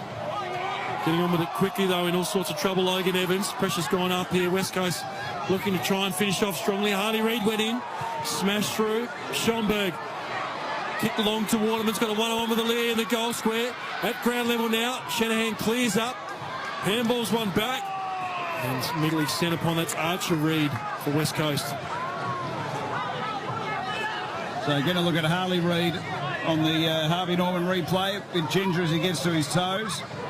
Once again, Portwood really under pressure, that 20-metre outrange from that ball in from the Eagles as Ware takes it out of play. Good hassling pressure by Owies as it goes out of play. Harley Reid limping. He went to Archer Reid. Murphy Reid had 30 disposals. Yes, a lot of Reids in Western Australia, isn't there? Bruce Reid. Like a riverbank. Bruce Reid. Murphy Reid. Yeah, thanks for listening. I just said Tap down, Aaliyah. You're an echo here. Thanks for listening, mate. We've been talking that much crap today, haven't we? Willem Jonesman's got the ball here. It'll be interesting, hopefully for his own confidence and for his, leading into round one. Can he go back and slot this and sort of get his day going? So it's clearly a talent. He's done well. He's had a decent day, I guess, outside of his kicking. Hopefully he can knock this over. He's kicked a few bags today. This one comes in. Hit that a bit sweeter, but it's fading away. Harley Reid has come off. We might head down to Tom Atkinson for Bob Jane teammates. Tom, what are you seeing there, mate? He's having a chat with the physio and the doctor now, sitting on the bench. So don't have much more than that, really. Just having a chat. I'm just trying to find his more reads over here in WA for you guys to just talk about. I've just checked the NBA records, just seeing Jason Taylor wore number 0. High quality gear. It was Phil Reid, wasn't he? No, who was the Reid that played at West Coast? Phil Reid, yeah. Phil Reid. What about Lockie Reid, your mate, Tommy? Who's spelt different, though? No, don't talk about Lockie when he's not working, mate. His head's already big enough. Very good. So the margin, you wonder why we're speaking a bit of rhubarb, but it's a 76-point lead to Port Adelaide. And Shanahan, though, this is a positive for the Eagles out in front. And I think at the back half of last year, he really got people talking. He's just 19 years of age. Can kick a goal. Just the 9 AFL games for him. Out of Bendigo.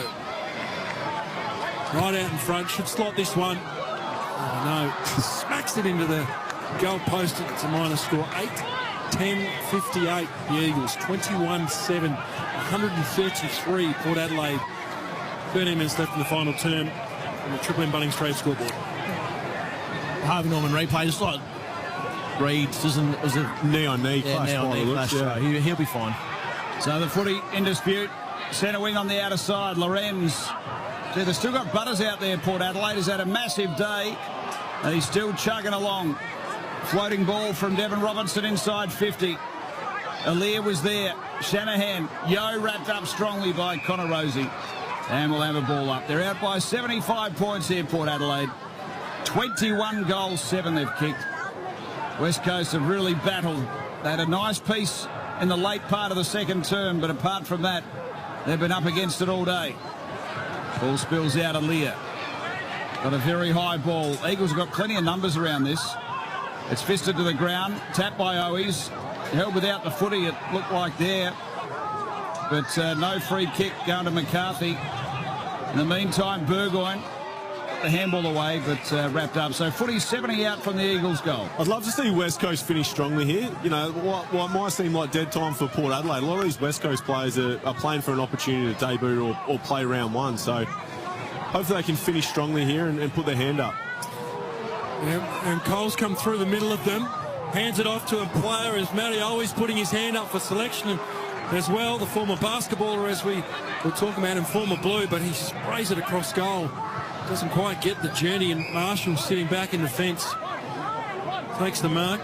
Logan Evans ends up with it. Still in D50 for Port. Jace Burgoyne now. They've controlled the footy. They lead by 75 points. Port Adelaide, Mineral Resources Park.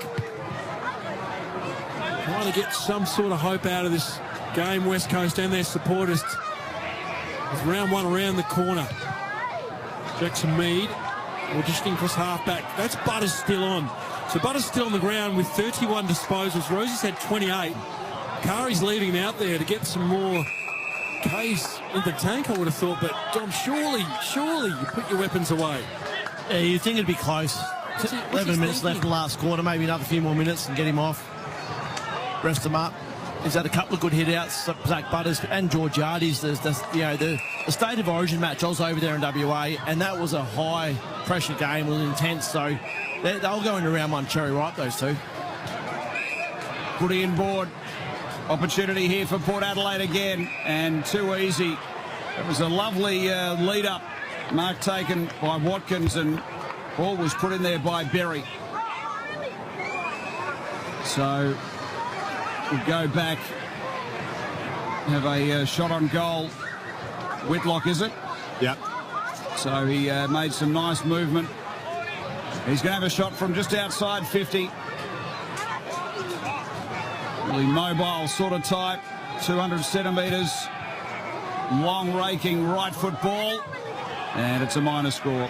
So they're out by 76, Port Adelaide on the Triple M Bunnings Trade scoreboard.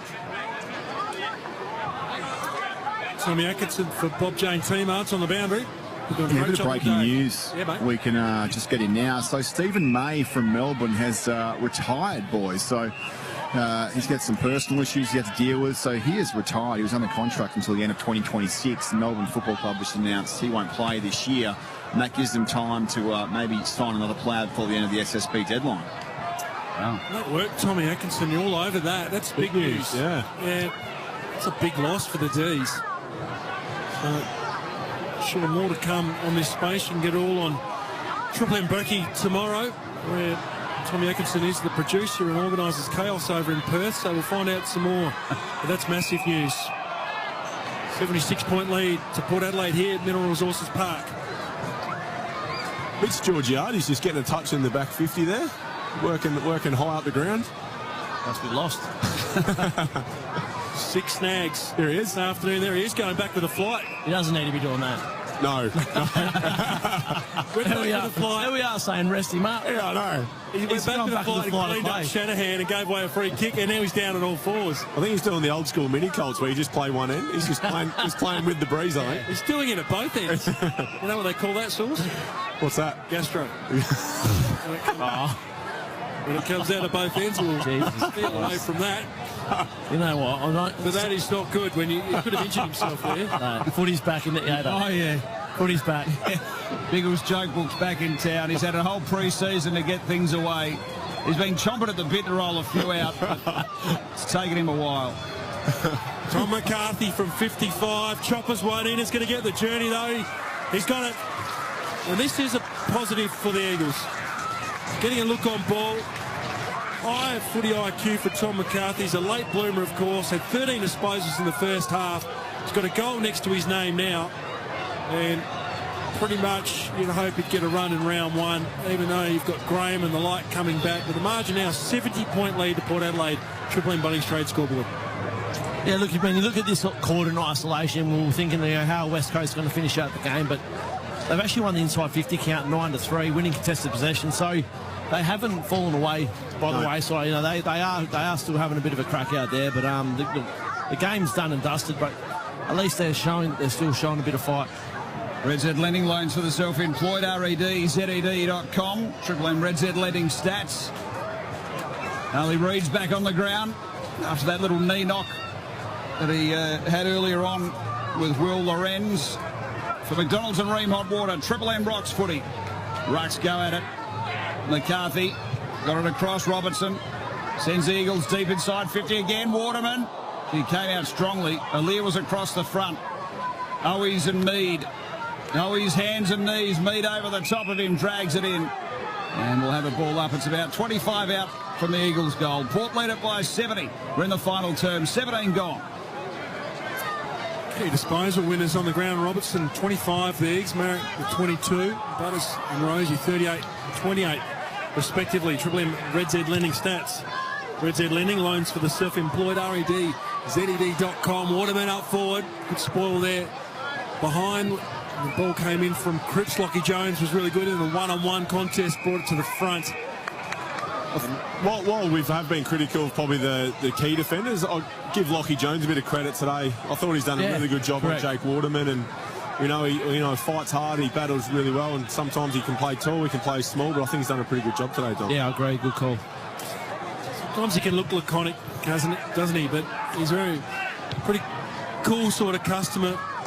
He's from Butte, pretty hard around the edges, can take a hanger, but he's going to have some big moments. He's still maturing, I feel, Lockie Jones, even though he's played 74 games. We've watched him, of course, pretty closely, but he'll get some big jobs and he'll get found out. But I still think when he's in a one-on-one contest, you back him in. What club's he from? Eagles, football factory. I'm glad you mentioned that, Dom. Oh, mate, I can see you boys looking at each other going, who's going to say it first? Embarrassing. Throw it in. Oh, love it. Take it where? On cue. Gets it out of there. Well, join in, mate. Here's Grego. Oh, he's had to give it away. He's got a little partial sleeve going. Here's Butters. He's still running out there. The Port Adelaide star. And again, another Red Z lender. Butters puts a high ball inside 50. Not really the way Port have gone forward today, but Lorenz read the flight beautifully. Worked from back to front on Marrick. Took the mark lovely. And he goes from 55. Sets it up. Mark taken very nicely by Jack Whitlock. And he'll go back and have a crack. It's a good kick by Lorenz. He saw the mismatch. Baker versus Whitlock, giving up a lot of size and put it up high for him to have a go at it. So he summed that up quite well. He's a really nice player, Jack, I think, and obviously he's going to be compared to his brother, and his brother was the higher draft pick. Obviously went to North Melbourne with them trading up to get him, but I reckon at the moment Jack's probably tracking a little bit in front of him. Snaps around, gets himself a goal, and Port Adelaide are out by, is that 82 points now on the Triple M Bunnings trade scoreboard. They move along to 22-8, sitting at 76 points. Eagles are 9-10-64. And they really have put the Eagles to the sword today. Where do they think sit these two sides for you this year? Port Adelaide, can they push up? And the Eagles obviously just one win last year. Look, I think for Port Adelaide, I mean, my personal opinion is that I think at best with a soft draw and really good run with injuries might be 7th, anywhere to 12th or 13th. I mean, at the end of the day, they've been contending for 8 or 9 years, looking for a premiership, top four. And so now they're in a bit of a transition period, and that will take a bit of time, new game style, new coaches. So that's where I think they will land. And also, because they have been contending for so many years, they've got the least amount of games played out of 21-year-olds in the competition. Yeah. So they're going to have to fast-track that over the next year or so. And then West Coast Sauce, what do you think? Yeah, clearly going to be bottom 2, and they're still in that rebuild phase, but I think now you're starting to see a way forward for them. I've been really impressed with their tools today, which we'll probably come back to this after, but their tools have been really impressive, which I think is always a good starting point.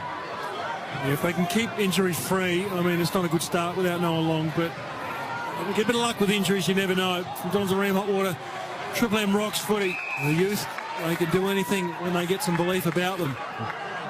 So there's been a pretty good mix of recruits coming in for West Coast as well to get a second lifeline, but they're going to need a lot of luck with injuries to keep their best 22 out there. They trail this one though, 76-point lead is Port Adelaide. Mineral Resources Park, and I guess what's a throw in, Biggles, is probably one where it's like they need to identify who their main mids are. Like you look at the good teams, like I think Harley Reid's probably still that Dusty Martin role. I don't think he's a full-time mid. So obviously need to get a bit more depth in that department. If they can get Yo to provide that leadership around there, we know how good he's one of their most important mids. And Tom McCarthy, if he can continue on his trajectory, you never know there as well. But Yo's playing deep forward at the moment, probably just trying to get some K's in his legs after not playing since 2024. And there are other ball winners today. Well, a lot of defenders, of course. Josh Lindsay, though, that's exciting. 21 disposals and a goal for him. Marrick's had 22. Robertson's had 26. And if they get Liam Duggan back from his concussion protocols, Brandon Starcevic, that was a much talked about trade, wasn't it? He's got a bit of a calf. Jack Graham with that hamstring, so I hope there's some positives there, and they spot up Waterman here. Kick came from Reid. who spotted up Waterman, who's about 50 out. He's done some nice things today, Archer Reid. Obviously, he's developing in behind Matty Flynn, and at some stage he's going to take that mantle from him and be the number one ruck. But he's played a nice role. 7 disposals from Reid, and Waterman will certainly enjoy a bit of help up forward if he can get it this year with the youth and the height, which maybe Duff Tytler can show. He's going to launch here. Jake Waterman from 50, well in his repertoire. And I think he's just gone left as he tried to get a bit of extra distance, so it's a minus score. So 9-11-65, the Eagles, 22-8, I should say, 140 total in front of 3,835 people. 75-point lead to the Eagles. Triple M Bunnings Trade scoreboard support, I should say. They've been good, Waterman and Cripps, haven't they? Like, for a long time, nearly 400 games and 500 goals between them. They've been really consistent. As we go inside 50, Cripps again for the Eagles, inside 50, looking for Yo, just spills over the back. Yeah, you're right. I mean, you look at Cripps, he's played 288 games, and yes, West Coast are going through a rebuild, but you need some experience out there as well. Yep. Guys with level head, that have massive work rate, they train hard, they're consistent with their attitude. Tim Kelly should be right round one. Yeah, we're hearing as well. He covers the ground, Cripps, still pretty well. Yeah, he does, and he defends. He's a forward that, his one wood is his defensive actions as a forward, and he pinches goals in the back end of that. So, he'll be out there, he'll be structuring up the forward line, he'll be the leader out there, and he'll be educating some of the next generation of players to come through to replace him. So, he plays a really important role, those sort of guys, when you are going through a rebuild. Footy out of play. We're deep inside the 50 here for the Eagles. Port lead it by 75. Ball spills around. Here he is again, Cripps, out of the contest, but he kicks that out of bounds on the full. Certainly knows where the goals are as well, Cripps, doesn't he? Yeah. As much as the blinkers, Shea Bolton gets the blinkers on. Yesterday versus Adelaide, and in the State of Origin, and he knows he's got ball in hand, even near the goals, but he loves a ping. Cripps, I reckon, has got a bit more control, and what a record he has. All-time great leading goal kickers for the Eagles. So on the outer side, Port cruising through McKinlay with an effective handball. That was a sensational attack on the footy from the co-captain. Got the 1-2 back. Baker was good. Drives it forward, looking for Waterman. Lockie Jones, defensively strong. Learily shins one. What a great connection there. Putting the pressure on. We're closing in on full time here. Port Adelaide by 75 points, and the spot-up kick is going to find Cripps. 45 out, tight angle on the outer side. They've done pretty good today, Port Adelaide, I reckon, at stopping that run-off half-back. I reckon part of the difference in the game's been when Port Adelaide have had the breeze, they've been able to run and carry in transition, where I think West Coast's been pretty stop-start, so it's probably a credit to Port's new defence and how they want to set up. So the 33-year-old Jamie Cripps, leading goal kicker last year with just 25 goals, misses this one. He's right on his range. 9-12-66, the Eagles. 22-8-140. The pair, 74-point lead on the Triple M Bunnings Trade scoreboard. Yeah, it does look like Port Adelaide have had a lot more energy when they got the ball back in their hand offensively. I think last year, their defensive way they just took a lot of gas out in the half. The forwards had to work all the way up the ground, and when it was a turnover, they didn't have enough energy in the tank to get back and try and take over the scoreboard. West Coast, they enter 50. Reid snaps around the body, once again in that dangerous area. He's missed, though. It's a minor score, and Port will get the footy. I mean, we've spoken about Josh Carr as well, Dom, but it's also been Stuart Dew, Ben Rutten's come in, and Andy Collins. So it's been a change of everything, hasn't it? Not just the main man. It has. It's been a massive change. And like Josh has got Ben Rutten, Stewie Dew around him, who have each coached senior footy at their own right at the AFL level. Yep. That's massive to have that experience around him. Andy Collins, obviously the IP he brings from Hawthorn, has coached in his own right as well. So, for Port Adelaide to go to market and attract guys from interstate, it's really hard for the likes of the Perth teams and the South Australian teams to get guys from interstate, and they've done it really well to get them there. Sensational work from the coaching point of view. Board level looks pretty solid as well with their investments of the Albert redevelopment. So off-field things are working for Port Adelaide. Inside 2 minutes in the final term, in front by 73. Jace Burgoyne could be anything this year. As he builds, he could do so much with his intercepting work, his run, his carry. He's got everything, hasn't he? He can kick long goals, smart footballer, pedigree. Gets it again now. And I reckon his biggest attribute is his ability to play in big games. Yep. We saw him a couple of years ago in those finals. Outstanding. You know what club he's from, Dom?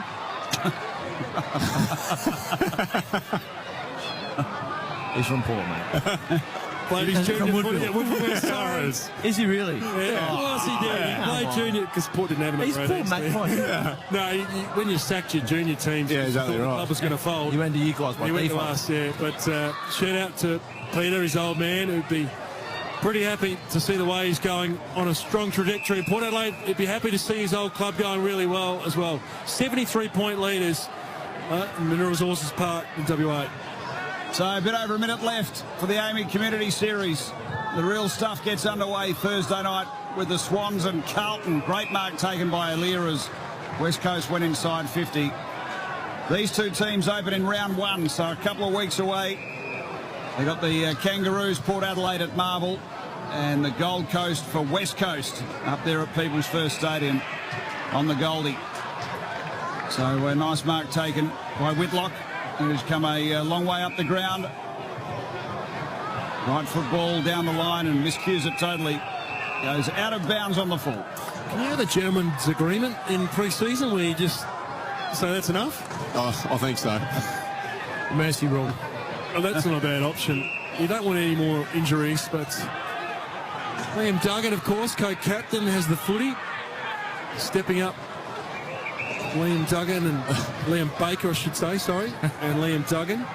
So that's pretty good to see those two take on the responsibility, and it's a big one at that. Oscar leaving the club. Important role, though, to be captain of West Coast Eagles, isn't it, in that town? We close in on full time.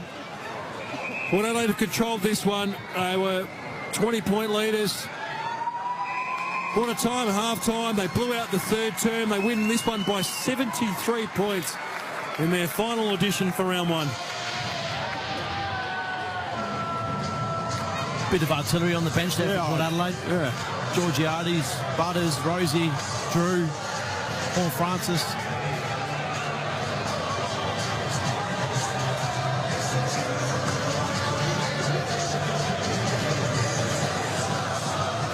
So big win by Port Adelaide, home by 73 points over the Eagles at Mineral Resources Park. Butters absolutely outstanding with 36 Red Z lending stats. Rosie 33, Willem Drew with 24 for the Eagles. It was Robertson with 28, Narrick the next best with 22, and Lindsay with 22. And a big finish to the pre-season for Port Adelaide, and the Eagles lick their wounds and get themselves ready for the Gold Coast in a couple of weeks' time. Get a look at the Harvey Norman replay. We might head to Kath Loughlin, thanks to our friends at Fox Footy, having a chat with Zach Butters. And, yeah, I thought a few boys looked really good, which is a good take from this game. Who stood out to you? I thought Toddy Marshall down back, he looked really impressive. Obviously, he's been training there all pre-season, and then I thought the captain in the middle was pretty good as well. We loved the team's pressure all day, and particularly that short, sharp kind of play-on style footy through the corridor. What are the main comparisons from your point of view, do you think, with how you were playing last year to this year as a team? Yeah, I think we want to be balanced. Once we get it in the zone, we want to try and go quick and give our forwards a good look. We've got some pretty dynamic forwards down there, obviously, with Mitch down there and Jack Whitlock, who's going to be a player, I reckon, and then obviously Jason resting forward. I feel like we've got a pretty dynamic forward line, so if we can get some speed on it and get down there, they look pretty dangerous. Well, I think Mitch was enjoying the supply today. Do you think he's in for a big year? Yeah, I think obviously his year last year was pretty special, and yeah, he's really grown as a player and a leader of the footy club, and yeah, I've no doubt he'll back it up again this year. You were pretty good today. What was it, 36 in the end, I think? 36-2. How do you assess your own game and how you are heading into the new year? Yeah, it was good. Obviously, my first hit out with these boys today, so it's good to get back and play with my mates and all the boys, and under Kari as well. I've loved his work this pre-season, so to play with him was really special for the first time, and yeah, just happy to get through and get a good win with the lads. Some players seem to struggle a little bit when they're at the centre of the contract speculation heading into a big year with lots of attention on you. What's your attitude and I guess how you're going to attack this year, knowing there will be a bit of outside noise? Yeah, I guess I can't really control that from my point of view, but my thing with everything since I've got drafted is just play good footy and do it with a smile. So I feel like that would be my mentality going throughout the year, and the club's been super with that, the boys, the coaches, and yeah, I'm loving my footy. We're loving watching it too, Zach. Congratulations, and we'll see you round one. Thanks, Kath. Appreciate it. Thanks to our friends here at Fox Footy. Kath Loughran having a chat with Zach Butters, who was outstanding today. We'll be back after the break to wrap this up, and also just to dig through that breaking news out of Melbourne. That's our Triple M AAMI review. Port Adelaide home by 73 points when the lucky country isn't so lucky. It's lucky you're with Amy for McDonald's and Ream Hot Water. Triple M rocks footy. That quarter for Bunnings Trade. Bunnings Trade is backing National Apprenticeship Week. A shout out to the apprentices, employers and trainers who keep our trade industry moving. For Ream Hot Water, Triple M rocks footy. built tough for Aussie conditions. When it comes to water heating, ask your plumber to install a Ream. Ladies and gentlemen. Triple M's giving a full-fisted rock salute and welcomes the Foo Fighters back to Melbourne. We should give the fans what they really want. Coming to Marvel Stadium, Saturday, November 14th. Tickets on sale now. When's it not fun with Triple M? Details at frontiertouring.com. We'll see you on tour. Your home of all things food. Triple M. Need a business loan fast? On Deck have business loans ranging from 10K to 250K that can be funded the same business day. With On Deck, approvals and funding are lightning fast, so you can focus on growing your business. Don't let slow funding hold you back or keep you up at night. On Deck, lightning loans for small businesses. Visit ondeck.com.au and spark your success. Apply today. Business loan approvals are possible within hours. On Deck. T's and C's apply. All loans are subject to lender approval. Up your game this footy season with Supercoach and make every round mean more. Chase the $50,000 major prize, dominate the all-new Supercoach Cup and claim the glory. Play Supercoach for free today. T's and C's apply. New South Wales TP/01005. It's our biggest early bird ever. $1 million. The Royal Melbourne Hospital Home Lottery early bird deadline is less than 1 week away. Buy your tickets now and you're in the draw for $1 million in gold. Plus, your tickets stay in for the $5 million Max A Grand Prize, luxury vehicles, worldwide holidays and more. Don't miss out. Get your tickets before midnight Friday at rmhhomelottery.com.au. Permit 10436/25. What have you got for me, Q? Well, you're going to love this. It's everything you wanted. New Spectre window tint from Tintercar. Excellent. Cooler cabin, total UV protection, advanced nano ceramic tech, and darkest legal for maximum privacy. Dark enough to keep things private and interesting. Oh, James. Upgrade your drive with the new and improved Spectre ceramic film, exclusive to Tintercar. Lou and Jark's Country Karaoke, All Cheers to Strongbow, has unearthed some interesting talents. Yeah, I like to drive my electric truck. Oh, it's not a Tesla, but it can. Ooh, can't say that word. Till I met a lady sweeter than my grandma's tangerine. I like the tangerine part. I loved it too. Thousands of listeners serenaded, thousands of dollars given away. With Strongbow, strongly Aussie, made right here in Australia. 18 plus, drink responsibly. At Bunnings, we do a lot to keep our costs low, like buying in bulk, so you save more. Pack of 12 Command small and medium adhesive picture hanging strips, only $15.99. Lowest prices are just the beginning. On guard! Finding affordable life insurance to protect your family can be a battle. That's why Noble Oak developed the Noble Rules of Life Insurance. Rule number 1, slice the cost of life insurance, not the cover. Because you buy direct, Noble Oak's life insurance is surprisingly affordable. And for a limited time, you get 1 month free. Aha! Search Noble Oak Life Insurance. T's and C's apply. General advice only. Consider the PDS, TMD and offer details on site. Shut up! The footy's on Triple M! Triple M rocks footy. The Triple M Footy Review for Amy. When the lucky country isn't so lucky, it's lucky you're with Amy. Mineral Resources Park, Port Adelaide home by 73 points over the Eagles. 22-8, 140. Port Adelaide smacking West Coast 9-13-67 for McDonald's and Ream Hot Water. Triple M Rocks footy. And, of course, Ream Hot Water built tough for Aussie conditions. When it comes to water heating, ask your plumber to install a Ream. We're looking back on this game. We've got Dom Cassisi and Sam Jacobs. Final hit out, boys, as these two sides head into their round one clashes in a couple of weeks' time. And what do we take out of today?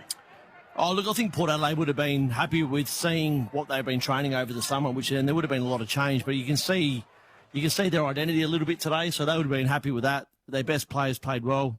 And then in relation to West Coast, well, they'll just go back and have to review the game hard and look at the little things that they're in education phase, so they'll look back at and try and educate the young players on what's required in certain moments of the game.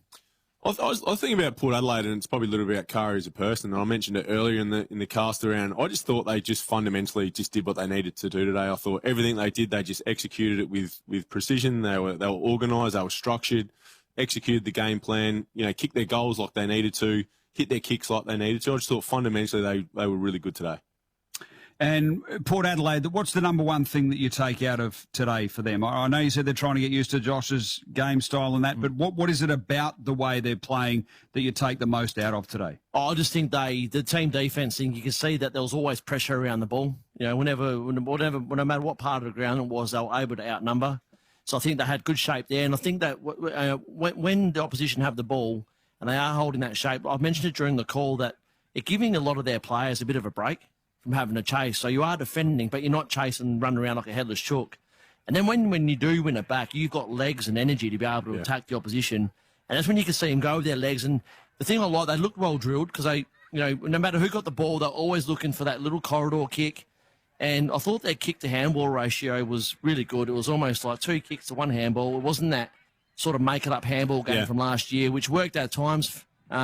But I thought it was just, like you said, Sauce, it was just a calculated game. Less chaotic, wasn't it? It was, definitely more structured. And what about from the Eagles' perspective? They get whacked today. They've got a young team they're trying to put some belief into. And, what are the fans? And how does McQualter approach this over the next couple of weeks? And how does he build them to get them ready for a big year? Well, I think it's still right now and they're in the stage of, he needs to find out the players that he's going to go forward with. So for me, that's the biggest one. And, they'll plug holes with, blokes like Flynn and Schoenberg and, Robertson, all these types. We know they're probably not going to be part of the next premiership team. So it's a lot around just finding the right balance of, Josh Lindsay, all these guys, Duff Tytler, all these. They're the ones that are going to take us forward and be there when we're starting to win games. For me, it's just finding that next sort of 6 to 12 guys that are going to support these stars that we know are coming through. All right, what about the votes? Who got the job done out there today? Yeah, so I got the pressure. There's probably not a lot today, though. I thought they sort of picked themselves. So 1 vote, Mitch Georgiades, 9 touches, 6 goals, 1. I think he had his feet up around 3/4 time, so he was outstanding. Second, probably very stiff to be second, but Connor Rosie, the captain, 33 touches, 8 tackles, 6 clearances. I thought he set the tone early, and whether it's midfield, whether it's half back, it's going to be a nice luxury